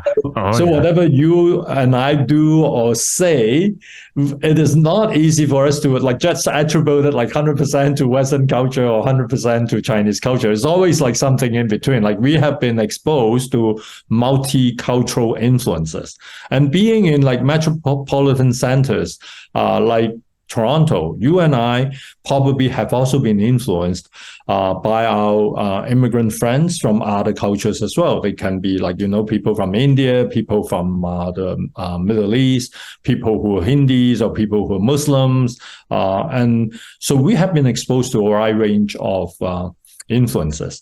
And you and I, although we sort of like share a lot of similarities culturally, you and I, because of the fact that we are different individuals, we both have like selectively internalized or selected some of the values that is more relevant, more meaningful to us. So although we can talk and we can communicate effectively, we do not have major disagreements, but we are different, right? Because we may have like different tastes in terms of tea and wine and food, right? And clothing and all that. So this is like why I have always found it difficult to use simple generalizations to compare cultures. But I want to highlight a few things, right, that would be helpful. Understanding that we are not talking about like every Westerner and every Chinese are categorically different. We understand that there are like overlaps and, some people, there would be Westerners who can appear to be even more Chinese than Chinese people, and Chinese people who are so Westernized that like the Chinese people felt that like they're not really Chinese. So that we know happens. So I'm using like some like simplified notions to help us appreciate a few key cultural values. One actually was triggered by an earlier comment that you made, but like at that point, I thought we have a conversation going, so I followed the flow instead of interrupting you. So earlier on in this conversation, you referred to how Chinese people do not necessarily rely heavily only on language and like and like saying out loud "I love you" and all that, like not necessarily expressive in the same way that Westerners do. And I actually agree completely with you on that one. In the Chinese culture, we actually pay a lot of attention to something that like we don't really have a good term for it in English. I created one about like 15 years ago. It was actually in my book, on my SSLD book. I explained it in English. I called it in English signifying acts, meaning we conduct acts or like action that carry significant meaning, right? So they are signifying. So I'll give you an example. They're like implied acts, basically. Yeah. So say, for example, if you're a parent and you're working on something and your young child, you're trying to draw attention and did something funny and say, for example, wiped out a file that you didn't manage to save, right? And you were so frustrated and you raised your voice at your child. And then right afterwards, you regretted it. And then, like in a traditional Chinese family, obviously, like the Westerner would say, well, you know what, like apologize to the child and say, hey, honey, I'm sorry, right?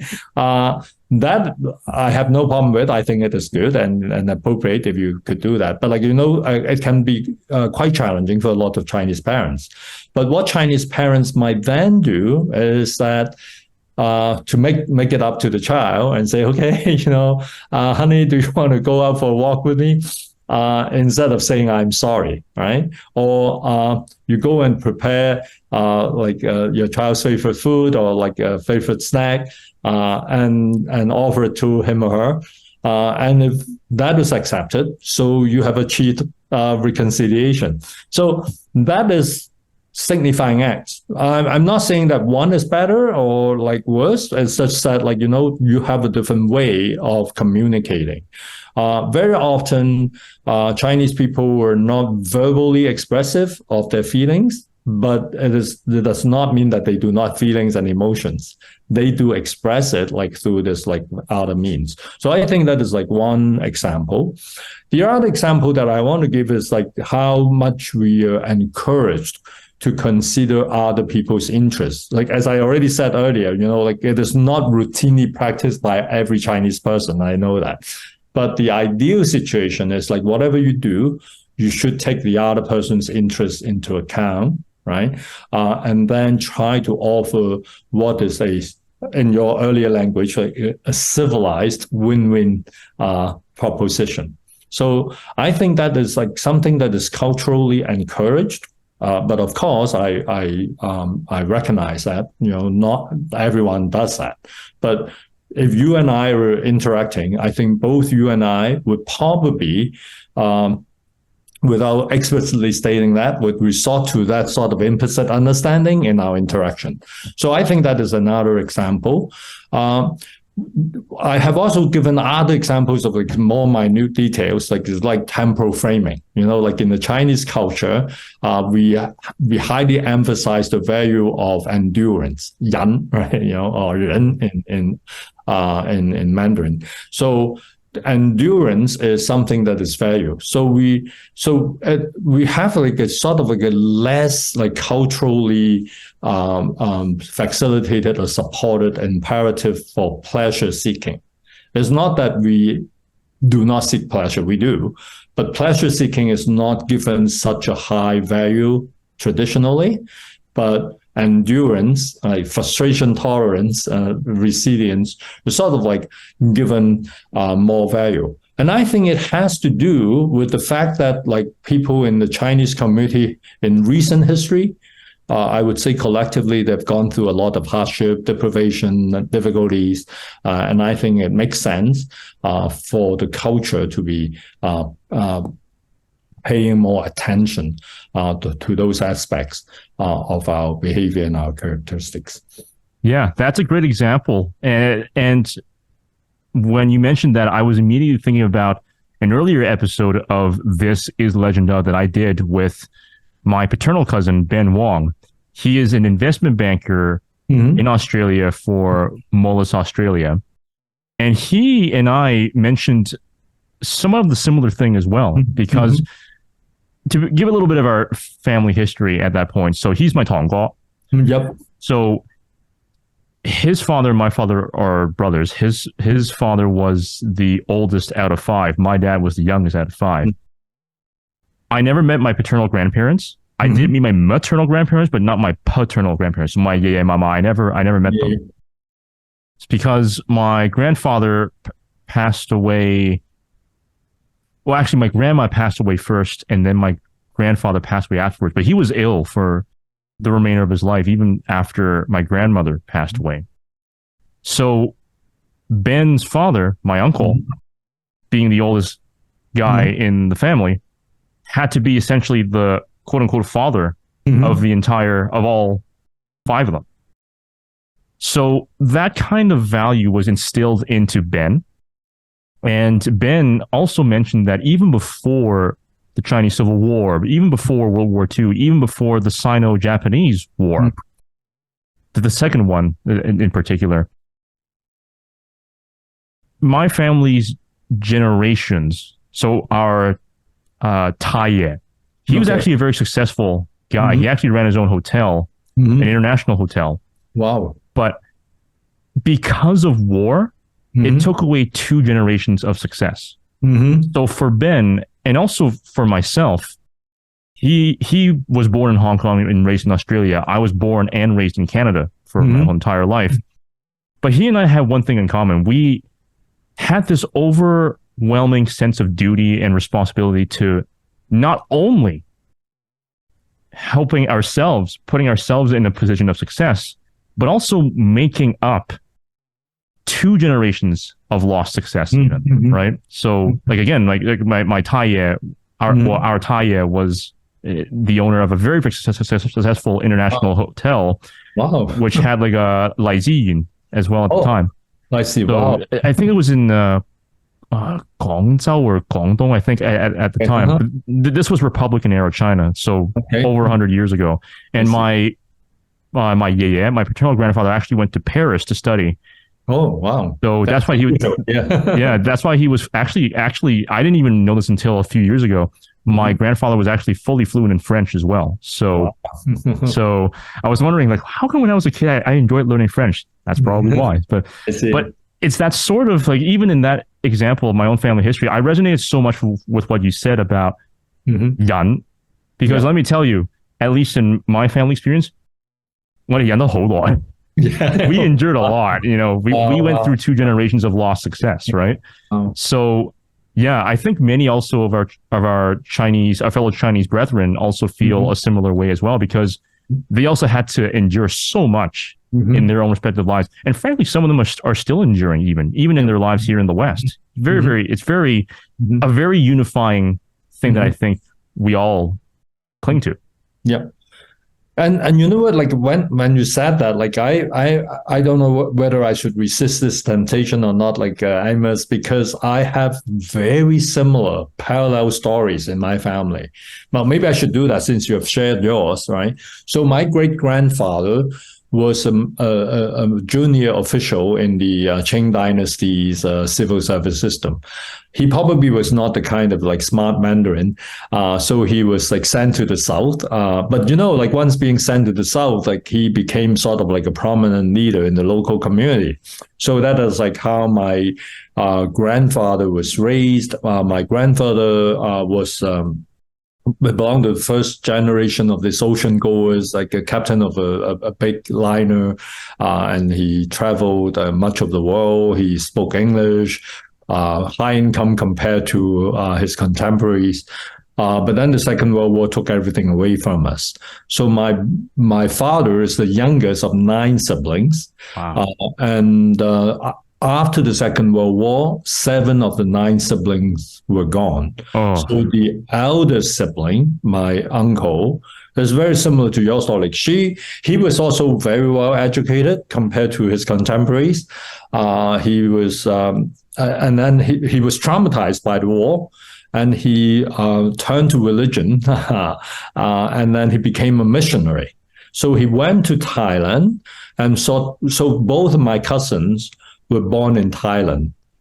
So my cousin, who's like exactly like your Tongko, like my cousin is my Tongko, right? His name is Sammy.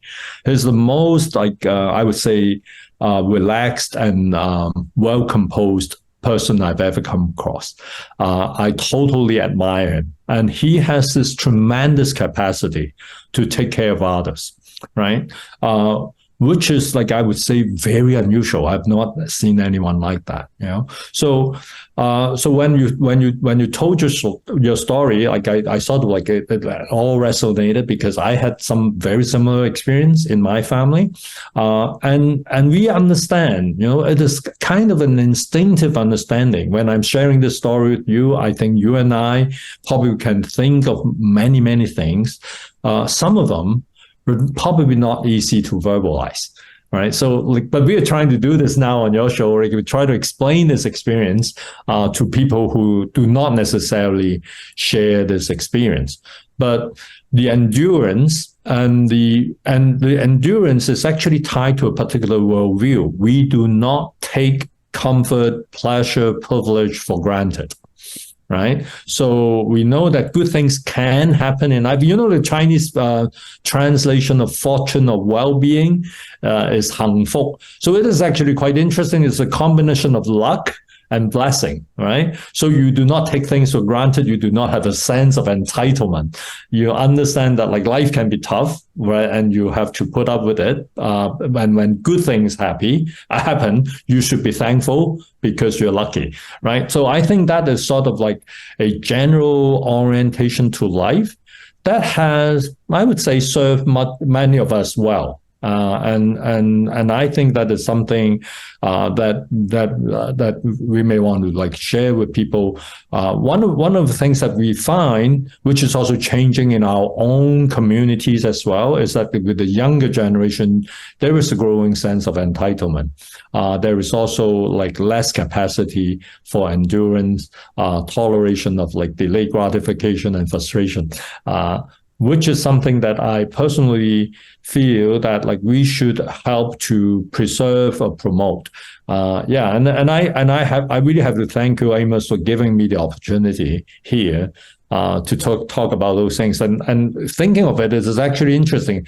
I have been interviewed by a lot of people, but this is interesting because like of the extent to which we share like history and culture and all that. Some of the topics are only emerged in a conversation like this. No, I mean, thank you so much for also, being willing to come on as well, because again, like I said at the beginning of this episode, and also even before we started recording, even the first time we spoke, I have been looking so much, very, very much. I've been looking forward to this conversation for such a long time, right? Because I'm in my 20s. Mm-hmm. I'm still very, very much young, mm-hmm. but I'm in a situation personally where, as you know, I'm born and raised in Canada, mm-hmm. but I have a very strong ethnic Chinese identity, right? Mm-hmm. Mm-hmm. And at the same time, I also have a very strong Canadian identity. Mm-hmm. So now my entire life is basically focused on around how do I navigate this life of mine with both Canadian cultural understanding and Chinese cultural understanding, because mm-hmm. there's so many overlap, I should say. There's so many connections. There's mm-hmm. so many distinctions, but mm-hmm. there are so many things where both the Western and the Chinese side, I think, can learn from each other. And having and understanding these kinds of differences, the strengths, the weaknesses, mm-hmm. the neutral parts, that is such an important thing to bring forward. And again, this is because of my own personal experience, and also getting into another point where I found that as much as I am very proud to be Chinese and to be Canadian, I can't say the same for many other people who are around my age. Mm-hmm, mm-hmm. For them, they face a situation that I don't know if it's unique, but it's certainly quite rare from what I found in terms of other ethnicities, where they feel like they either feel completely Canadian or completely Chinese. They feel like they have to pick between one or the other. Mm-hmm. That is a massive, massive problem. And it doesn't help that given the whole situation that we find, post-COVID, it's even more difficult now for a lot of people my age and those younger. What are the ways that you think, of course you were born in Hong Kong, or born in British Hong Kong, and then then came to Canada and in your adult age, so very different from a lot of Western-born Chinese such as myself. But in your experience, having lived in British Hong Kong, which is a colony of Britain at one point, how do you think Chinese people, young Chinese people, can identify with both their Chinese side and their Western side? Well, you know what? This is something that I feel very thankful that I have the opportunity to actually go through this. I have actually lived like equal number of years in Canada compared to Hong Kong. I came when I was like 35, and that was like some 30 years ago. So what I can say is that like Canada offers a very unique and valuable opportunity for people from all over the world to rethink what our identity is and can be. the phenomenon that you just described, I would say, is unfortunate that like people thought of Canada as sort of like a simple, stable, fixed entity, and then like if you're Canadian, you have to be this way. That I would say is more likely a misconception than what Canada is and what Canada can be and what Canada aspires to be. So I know there are the three different ideas of being Canadian. Like one is like what is, one is like what we can be, and then like what we aspire to be. I mentioned this like visit to Sudbury last month, right? So one of the things that I was doing there that I did not mention was actually a research project. I have been researching on immigrants to Canada for over 3 decades. And I realized a few years ago that immigration actually is part of nation building. And in this nation building exercise, I was acutely aware of the absence of the participation of our Indigenous people. So it was very interesting when you think of like how Canada evolved as a nation. So before the Europeans came, we had our Aboriginal people. They have been here all the time, right? And then the European people came and they displaced our Aboriginal people and set up a Canadian culture to the exclusion of their input and participation. And then, like due to practical reasons and necessities and many other factors, the Canadian government realizes that, like, you know, the country actually is not viable without immigrants. So we have been like, you know, attracting immigrants like historically. So the immigrants came, but as immigrants, like each generation of immigrants probably experienced the same thing. Like, you know, initially we were excluded. We were not like given equal opportunity to participate in local affairs. And our contribution usually play down and all that. It doesn't only happen to Asian immigrants like you and me. If you ask the earlier generation of immigrants from like Ireland, for example, from Italy, from Belgium, they tell you a similar story, right? So, and now more recently, if you talk to people from Ukraine, or like from West Asia or South Asia, you pretty much hear a similar story. So, but I am like a romantic, maybe like deep down. I believe Canada offers the opportunity for all these people to actually come together, and it is possible for us to have an open conversation, like a civilized conversation, as you referred to earlier, about what Canada can be. You know, so, and I think like many of the young people that you described, like who thought that they had to make a forced choice between two categories, probably haven't fully comprehended what Canada can possibly become. So being Canadian doesn't mean, and it probably doesn't require you giving up your like cultural identity, your cultural heritage. I would say, on the contrary, being fully Canadian is to be able to successfully bring whatever you have and whatever define who you are fully into this idea of being Canadian. And the idea of being Canadian should be open to these possibilities. And this is what Canada like should aspire to become. And I want to heavily emphasize this point because I feel very humbled when I engage with our Indigenous leaders, because they're like, you know, like us, they have things that are very valuable in their culture that have, I would say, tremendous implication for contemporary life. Like, say, for example, just think of like climate change and global warming, and our relationship with the environment. Think of the Indigenous ideas towards like consumerism, for example, right? Ownership and property. So I'm not trying to like over romanticize the indigenous culture, like the Chinese culture, all these cultures have their own weaknesses, and this is why they were not strong, at some point. And there is like why people within these communities also experience all sorts of difficulties and problems. I do not want to romanticize the Chinese culture or the indigenous culture.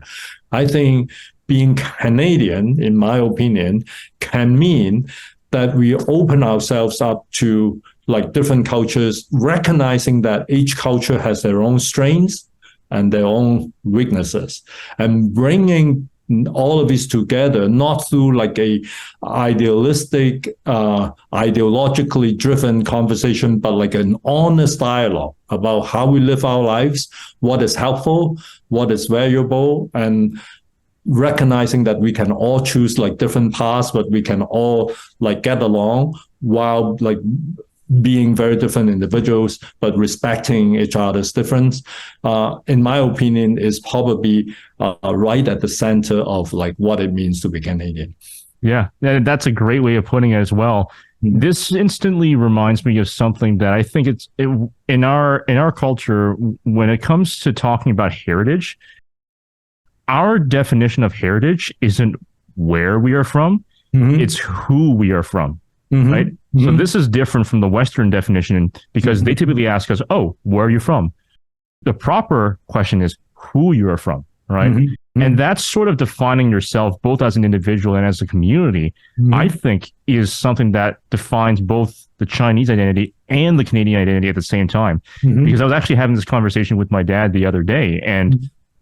The concept of who you're from really further enriched what I already understood about both my mm-hmm. Chinese and Canadian sides. Mm-hmm. Just thinking, oh wow, that's actually a great way of putting it, a great way of mm-hmm. kind of doing it. And I think that we can use that kind of ideology in the Canadian context, and even the American and Australian context as well. Really, any of these of these countries that have adopted a very multicultural sense.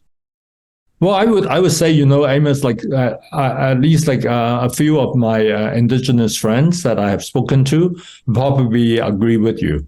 They enjoyed talking to me about their ancestry, their family, and like what you just described. They're more interested in describing who their parents are and who their ancestors are, what they did, and not that they totally do not pay attention, but the where is sort of like less central in the narrative.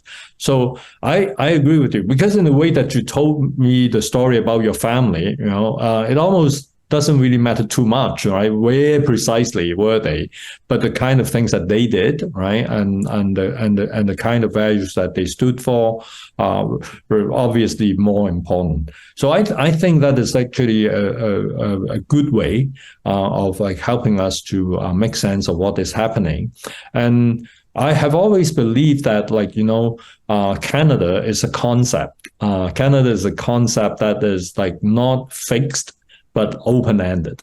And now, and this is why I'm trying to reimagine the whole idea of nation building. I think our indigenous friends, like people who are here before us, people like yourself who were born and raised here, and people who are newcomers, should all feel comfortable coming together and figure this out, and I don't think it is like particularly helpful to imagine like a Canada or Canadian identity, which has to be like, a choice that you make, like by giving up your cultural heritage. I cannot be Chinese and Canadian. I cannot be Muslim and Canadian. I think my ideal imagination of being Canadian is like open enough a concept to accommodate whoever you are and whatever your community represents. Yeah, absolutely. And even in the Chinese context, it's also not fixed in that sense as well in terms of the definitions, because there's a really good article that you wrote back in 2020, I am Chinese and I am not Chinese. Beautifully written article. I read it, I'm just like, oh, you summarized basically almost everything that mm-hmm. so many Chinese people have been talking about, right? Because as you wrote, the word Chinese is such a broad term, very, very broad term, right? Yep. There's, if you say you're Chinese, you can mean either you're a citizen of China, and even then, it really depends on what you're talking about there. I won't get into that. That's political. But there's also ethnic Chinese, which goes to the ethnicity, to the heritage, right? Huayan, right? There's that. And there's a whole slew of other things that really come off of that. I mean, wow. I mean, right? That article is not a very long article. And because it's not a very long article, I mean, the thought process of summarizing that, the most of the Chinese diaspora experience, I can imagine it's so difficult because you also have to consider the fact that there are so many ethnicities within the Chinese diaspora. It's not just Han Chinese. There's Manchurian, there's Hakka, there's Teochew, there's all these different areas. How on earth did you even come to this article? How did you even write the article? Well, you know what? I haven't actually completely spoken my mind because, as you said, there are things that are very political that I'm not trying to shy away from it. I just do not want to confuse and distract people. But since we're on this, I can tell you one more interesting observation that I've always made. The word Chinese actually had very, very limited meaning before 1911. Because back in those days, there was actually no China. It was at least the Chinese people back then did not regard themselves as China. They regarded themselves as Dai Qing, the Qing dynasty or the great Qing kingdom. But then within this concept, there are the Han people who felt that the Manchurians were the foreign invaders. So when Dr. Sun started the revolution, his slogan was drive out the Manchurians and recover, the Chinese. But then his Chinese back then was the Zhonghua concept, which is actually very ethnocentric. He was talking about the Han people by and large. But interestingly, as soon as they got power, right, then they suddenly changed the rhetoric and say, no. Like the last month they're trying to drive out the Manchurians. This month they're saying that, well, the Manchurians, the Mongolians, the Tibetans, the Muslim people, the Han people, we're all one family, one country. So you can see that this whole construction of what is Chinese was politically motivated, and it was not stable. Just within those 20 years between 1890 and 1910, right? They were shifting narratives all the time, and depending on who's in power and who is talking, the idea of who is Chinese will change very rapidly. One of the things that the communists in mainland China now probably would feel embarrassed to talk about, they're now very intolerant of localism or regionalism and people trying to create local identities. But the late Chairman Mao actually wrote a piece on the Declaration of Independence for Hunan province. It is an embarrassing piece of history, but that actually happened. So what I was alluding to is when people they self-identify, we understand that all these histories of whichever country that we talk about, they're not stable. Germany actually did not exist before 1871, and we all understand the United Kingdom went through years of conflict and division and withdrawing of boundaries, and even now, think of North Ireland and Ireland, right? Think of the European Union, the Brexit actually highlighted the instability of all these national categories. So the United States of America and Canada was sort of created because there were difference in opinion about these early European settlers in North America. We have the people who chose to be loyal to the British Crown, and people who have chosen to start the revolution against them. And then we have the Francophones. And then in all these rhetoric, as I pointed out earlier, we have conveniently ignored our indigenous friends. So I find the whole idea of national identity it is something that we should all think about, but we should recognize that like it is not a stable concept. It is constantly contested. It is constantly changing, and this is why I would rather choose a more romantic idea of what Canada can become, and hopefully get more people to join this conversation. And since we're all here, right, we should all participate in this discussion, determining what kind of a country that we wish to build. I see tremendous potential in Canada becoming a political space that is like more tolerant and inclusive, allowing people to become who they fully are. And that, I think, would be a fabulous idea. Yeah, it absolutely is a fabulous idea. And I love what you said about how nationality is important, but it's not static, it's dynamic, right? Yeah. And again, our cultural experience is a great example of that, especially in recent years as well, without going into too much detail. Even in Hong Kong, some of them don't really identify as Chinese, they identify as Hong Konger, like 香港人, not 中國人, right? And that's also a source of controversy, because then you're talking about, well, where's your lineage and that kind of stuff, right?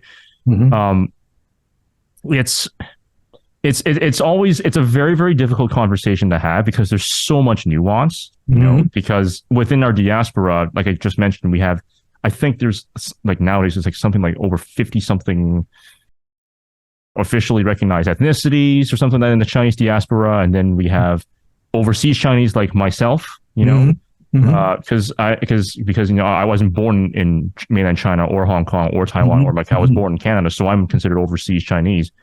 So are my parents too. They were actually born in Vietnam. And you know, by extension, you know, so like my paternal grandparents actually came from China after the war. But again, my parents were, you know, born in Vietnam, so they're also overseas Chinese as well. So having all these different kind of identity factors are it's what complicates things. But it's this kind of complication that also adds to the identity that I think as a whole, as a Chinese person, and also as a Canadian as well, because of what you said. It's a dynamic meaning, dynamic definition that we can define. You know, it's not necessarily what Canada is, it's what Canada can be, like what you said, and what we choose to define it as, right? And that's scary, but also beautiful. Yeah. Well, you know what, like Amos, like I want to just like tell you this, like don't worry about it. Like it is not like personal, and it's not intended as like a contradiction to what you just said. I just want you to know that there are people here who are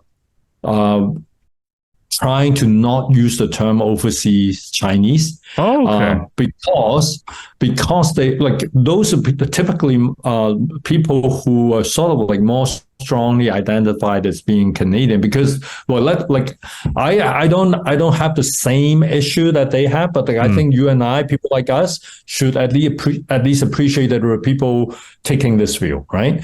So they say that when you say that someone is overseas Chinese, you are sort of like assuming that it's a center, the Chinese, right? And that then there are the Chinese who are in China and then the Chinese who are overseas. So this is like a more ethnocentric imagination of like being Chinese. So some of these people argue that since you were born and you grew up here in Canada, you should probably refer to yourself as Chinese Canadian rather than overseas Chinese. So I am not as heavily invested in this because I think the way we represent ourselves can also be fluid. We are not trying to be dishonest, but it depends on who you're talking to, right? And the relational context. Say, for example, if you are representing the Canadian government in some international dealings, then I think it is sufficient for you to say, I'm Canadian. Right. You know, the rest is secondary. But if you're talking to fellow Canadians, right, and you're curious about each other's culture and background, then I think it probably would help to say that, well, I'm Canadian Chinese, right?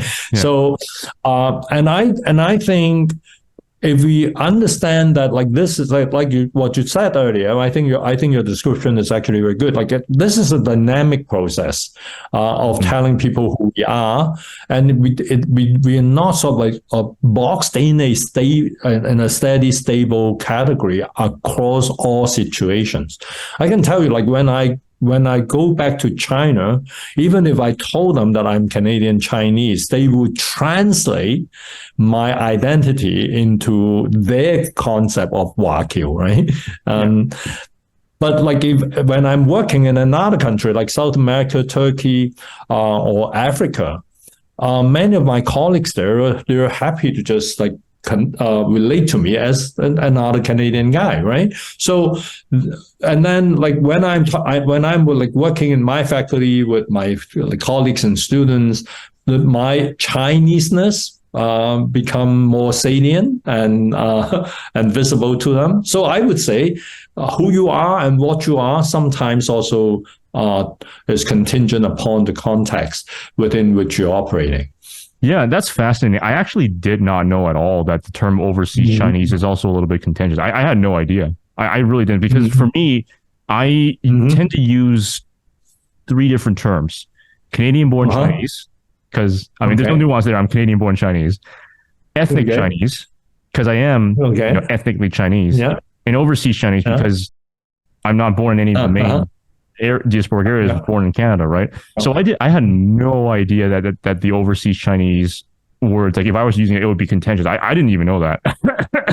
I didn't know that. But you know what? Like, but it is only contentious to people who think differently, right? So if you're relating to someone like me, my overarching principle is that the individual has the right to decide, like, who and what he or she wants to be, right? So, and if say, for example, if someone from exactly the same background, or even someone from your family, or like one of your siblings has chosen to self-identify differently, I would have no problem respecting that. I do not think that, like, because you come from the same background, you can only be identifying yourself in a prescribed manner.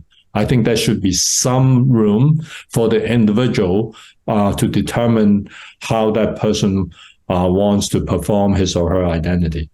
Yeah, absolutely. At the end of the day, it's up to the person to determine what they identify with the most and what they are most accurate towards. So, wow, I mean, this is always going to be an ongoing, conversation about this. And I think it's great that to have at least a start to that, because this is often a conversation that I don't hear outside of the two of us. I don't often hear this kind of a conversation, or at least to this extent, because number one, it's sensitive. It's very culturally sensitive, right? I can imagine even just releasing this episode, there's probably going to be a number of people who are like, oh my goodness, like I feel offended by that, right?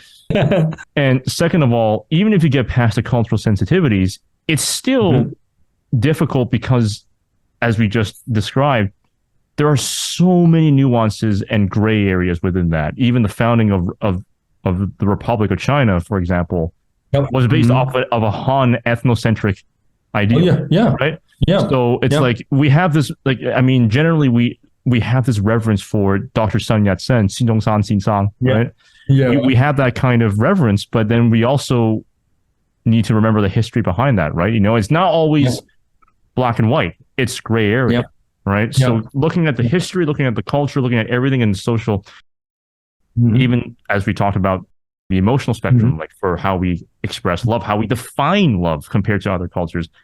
There's so many nuances. Like, they're different, but they're not black and white different. They're gray area different, right? Different, for lack of a better phrase, different shades of gray. I mean, for lack of a better phrase, So it's so fascinating. I'm just so happy that you and I finally get to have this kind of conversation. You in your own respect and my own respect as well, because it's so fascinating. I'm really delighted, honestly, and I don't even know that, like, there are people who actually read that, like, article that I wrote on Chineseness. Like, you made my day. That is wonderful. Yeah, and for our audience, I will link that also in the description for them to take a look at if they're interested in doing that, especially in today's day and age as well. So going back to your career and all of these different cultural issues, definitely it may have had some influence on how you practice psychotherapy, social work, all the similar gambits. How do you use that kind of understanding to enhance your ability to practice the different areas that you are in? How do you use that cultural understanding to kind of relate that Chinese Western gap, not only in the cultural sense, but also in the academic sense and in the professional sense? Well, maybe I'll take this opportunity to talk about a couple of research programs that I'm currently pursuing. One has a longer history. So about some 20 years ago, I got a research grant from the Social Sciences and Humanities Research Council of Canada. We refer to it as SSHRC, to study cross-cultural psychotherapy and counseling. And I was very privileged to have the good opportunity to work with my colleague, the late Marion Bogle, who unfortunately passed away a couple of years ago, and my colleague Usha George, who is originally from India. So the three of us worked on that project, studying cross-cultural psychotherapy and counseling. And the data has been used for over 2 decades. And later on, we were joined by a colleague of ours, Dr. Yun Jong Lee, who was originally from South Korea. And she took over the data and did further analysis and got papers published out of that as well. Well, we've got quite a few doctoral students competing on the thesis on the data we collected. So that is one direct application of cross-cultural understanding in the field of psychotherapy, and the data that we have actually covered people from major continents, different cultural systems, and the model that we proposed was at one point actually adopted by people in New Zealand as the criteria for evaluating professional competence among the social workers. And I have also worked globally talking about this and findings of this research project in different parts of the world, Australia, Turkey, India, Africa. And that is a very encouraging development, and I am still working on this. On a day-to-day basis, I'm now still consulting with people, helping people in other countries to develop service programs based on this cross-cultural understanding. So that is one. The other piece that I feel very lucky that I sort of stumbled upon it, but it is another project with tremendous potential that I really want to talk to you about. A while back, I only remember there was this shooting at a mosque in Christchurch in New Zealand. So I posted something on Facebook. Hey, social media. Okay, I posted something on Facebook about Islamophobia, right? And I basically advocated for, let us get to the heart of the darkness. Why do people become Islamophobic? So after that posting, I didn't expect that, but some Muslim students from the University of Toronto, they came to me and they said, Tat, you're the only professor who has spoken up on this. So long story short, then I gradually have a small group of students coming together, and they wanted to do something together to address the issue of Islamophobia.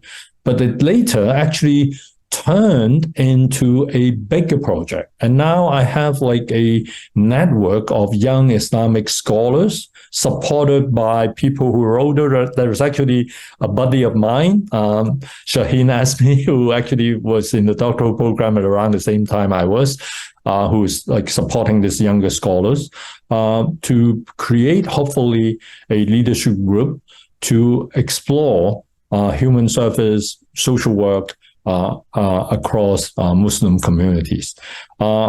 We're starting in Ontario, but we have already grown beyond Ontario. We now have people in other provinces, actually in other parts of the world, showing interest in what we do.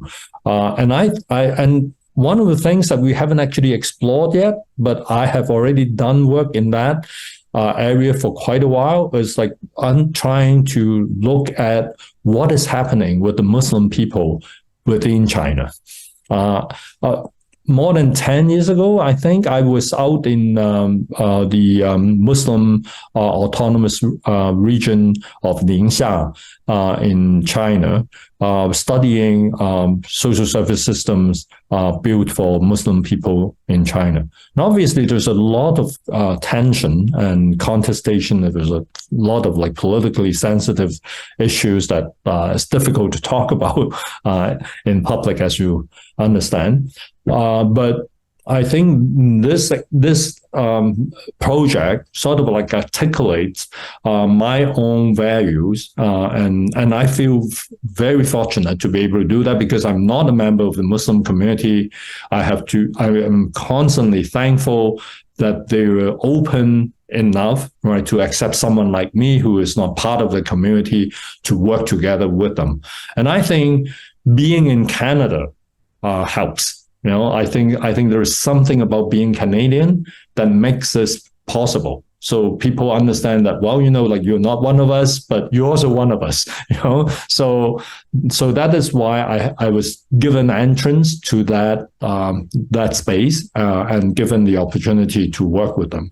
And now we're very optimistic that we're going to create something positive that would have like implication for the rest of the Muslim world across the globe. And it's truly meaningful work as well, because you are able to offer a lot to that community, while at the same time, you also learn a lot from that experience as well. And that's, I think, been the story of your entire career thus far, because the SSLD, as you've mentioned numerous times, I think is the crowning achievement of your entire career thus far, because this is something that many Canadian practitioners in the areas of social work, psychotherapy, and even outside of that, in the corporate and non-corporate sectors, as I mentioned in my introduction, many people refer to that as a means of improving human-to-human connections and human-to-human relationships. So for the audience, explain what is SSLD and how did you develop SSLD? Wow, like I probably owe you a lot of money for giving me this like commercial break. All right, so let me tell you, like I was interviewed last week by radio talk show host. The program was just like released, I think on Thursday, September 14th, and if people were curious can like try to Google and find this out. I do not want to make this sound too much like a commercial. All right. So there are a few things about SSLD that I want to comment on. First of all, it is a declared invention at the University of Toronto, which I don't think is very common coming out from the social sciences. I think we have a lot of that from medicine, the sciences, and technology. And it has been like declared as an invention for over a decade now. It is also a registered trademark in the US, in Canada, in China, and in Hong Kong. We have multiple applications based on the system, based on ranging from very narrow focused clinical issues like addiction, insomnia, and more recently, we have been doing a lot of work in the area of dementia. We also have applications developed for children with autistic spectrum disorder, for people with internet gaming disorder. We also have programs for like major mental health challenges like anxiety disorder, depression, and all that. when I was interviewed by this like radio talk show host, I was actually quite surprised. He told me that like SSLD was actually mentioned to him not by people in the social services, but like people in the business world. He was telling me, well, I don't know why. Like there were friends of mine who were business people who came to me and talked to me about your SSLD model. We do have some involvement in corporate consulting, executive training, and I once actually was invited as a keynote at an AGM of an institute for financial planners in Asia. I have been invited to provide training programs for financial institutions, and I also did some corporate consulting for like giant multinational firms. And then SSLD has also been applied to activism. So it is very difficult for people to imagine this. Like, how the hell can you be doing all of these? Like some people find that it is like not even possible. I always tell my friends and colleagues that you have to see it in order to believe it, right? So I usually invite them to come to my programs and see it at work, and we have also done research. We've also published papers on that. Like I just give you a small piece of a very interesting example. Back in 2008, right, there are two things that I did, right, based on the SSLD model. One is like to train mental health professionals in China to cope with the major earthquake that happened in that year in Sichuan. So that is like one example. In the same year, I started a very small project, and then it turned out to be the first of its kind globally. So what did I do? I used the SSLD system to start the world's first funeral social work post in a funeral home in the Shandong province of China. And now we have got two papers published on that line of work. And before COVID, the last time when I visited, it was in 2019, the funeral home where I started the work decided to turn themselves into a training ground for SSLD practice. So those are some examples of what I have done with the SSLD system. So I to help people understand this better, I'm beginning to label it as an intervention system created for the post-professional era. I know we don't have time today, so don't worry, Amos, if you were curious, I'm more than happy to come back to your show again, right, to focus on talking about the post-professional era, because I think it is like a concept that is relevant to me, as someone in social work, but the idea of the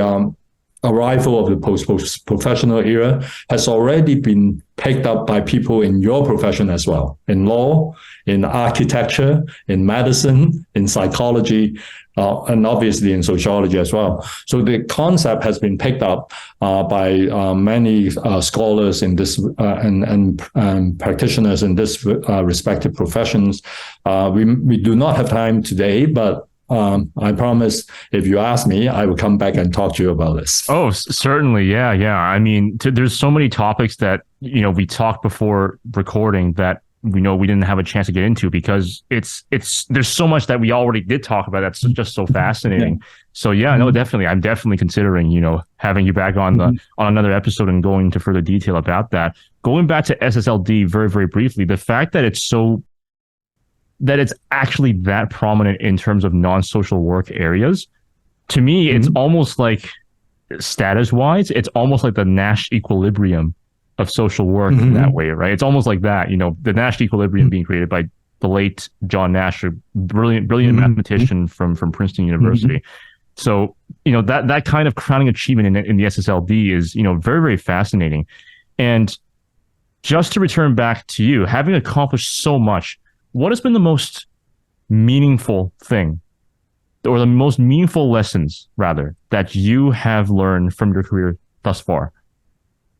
Well, first of all, I have to comment on thank you for your kind words on the SSLD system. I'm quite sure that most of my colleagues would not agree that it is such a major accomplishment. I would rather be a little bit more modest about that. I try to create something by imagining a future that many of my colleagues are not necessarily imagining. To the extent that I've been successful in like getting some people interested, I feel very gratified, I must say. So the biggest lessons that I've learned, I've already told you, right? Like I told you about my first lecture in psychology as an undergrad. So one of the things that I learned back in like 1973, and I'm still keeping that, is like I keep questioning what is generally received as common sense, as given, all right, as, you know, unquestionable. And many of those actually should be questioned. And this is like, to this day, I'm very thankful to my teacher, mentor, Eric Kavan, who sort of like opened up my young mind, right, to a world of possibilities. So that is one thing. The other thing, of course, is that like I believe in like being grounded in the real world. I think this is like the privilege of being in social work, because like you're working with real people, dealing with real life crisis and challenges. And I find that like whenever I challenge myself to come up with a meaningful response that will address the needs of the human beings that we're working with, and talking to them, communicating with them, and learning from them would always take me into a good direction. So many of my intervention programs actually emerged in this way. I talk to people, work with them. I call this practice-based research and development, PBRD. And this is like the kind of approach that I have been using over the last few decades. And I think I have been very well rewarded. And I want to actually say this, like SSLD is actually not just me doing the work. It's actually just me taking advantage of all these generous individuals around me who are willing to share their experience, share their observations and insights with me. I'm just the person who's like repackaging them into a hopefully intellectually respectable system. Yeah, great words, and you know, it's a great lesson, also a great set of lessons that you've learned there as well. And as we begin to close this episode, what is your advice to those who want to pursue social work, psychology, and psychotherapy as a profession? What's your advice to them, and also to those who want to pursue a career in academia? Okay, all right. So first of all, I have to tell people that advice is cheap, right? Okay. I already mentioned the idea of post-professionalism, right? So, and then we're quickly moving into a post-professional era. In the post-professional era, what you are as a profession or a professional is going to be increasingly insignificant and irrelevant. So the question should be what you're most passionate about instead of like what you want to become. Right. So in the area of dementia care, for example, like I'm now working with people coming from like such diverse background. I have colleagues like in pharmacology, neuroimaging, sociology, architecture, technology. Some people were like particularly interested in, say, for example, the use of VR in dementia care. And recently I attended a workshop run by one of my colleagues who is helping us to create chatbots based on AI, hopefully to facilitate people navigating the massive information that we're able to find online regarding dementia. So when you're moving into any major human challenge, right, allowing yourself to be confined by one profession is probably not the best strategy. So my advice is like, you know, instead of thinking of like what you should become, ask the question not like what you're most passionate about, right? So that is my advice. Academia, I have to say this, I have very pessimistic prediction for academia. I think the university system as we now know it is a sinking ship. It will be radically transformed in the next while. You will be seeing increasingly universities becoming financially insolvent. And if you look at one very simple fact across the high-income countries, that is actually pretty straightforward. High-income countries have low fertility rates. So we have population pyramids looking like this. 18 years from now, we will have less people wanting to get into university than now. That is trend number one. Trend number two, the market value of a university degree has been steadily declining over the last few decades. Academics just do not want to recognize this, just do not want to deal with it. But this is happening. You have an increasing number of overqualified people not finding jobs. You also have another major trend, right? That is the online platform is going to move into the center of knowledge building and knowledge dissemination. Some universities were sort of more ready for this, and they welcome this change. They actually turn themselves into leaders in this movement or this development. Like Stanford is one good example. We have, say, for example, the Coursera platform, which is one of the world's largest online course provider. It was co-created by two Stanford professors.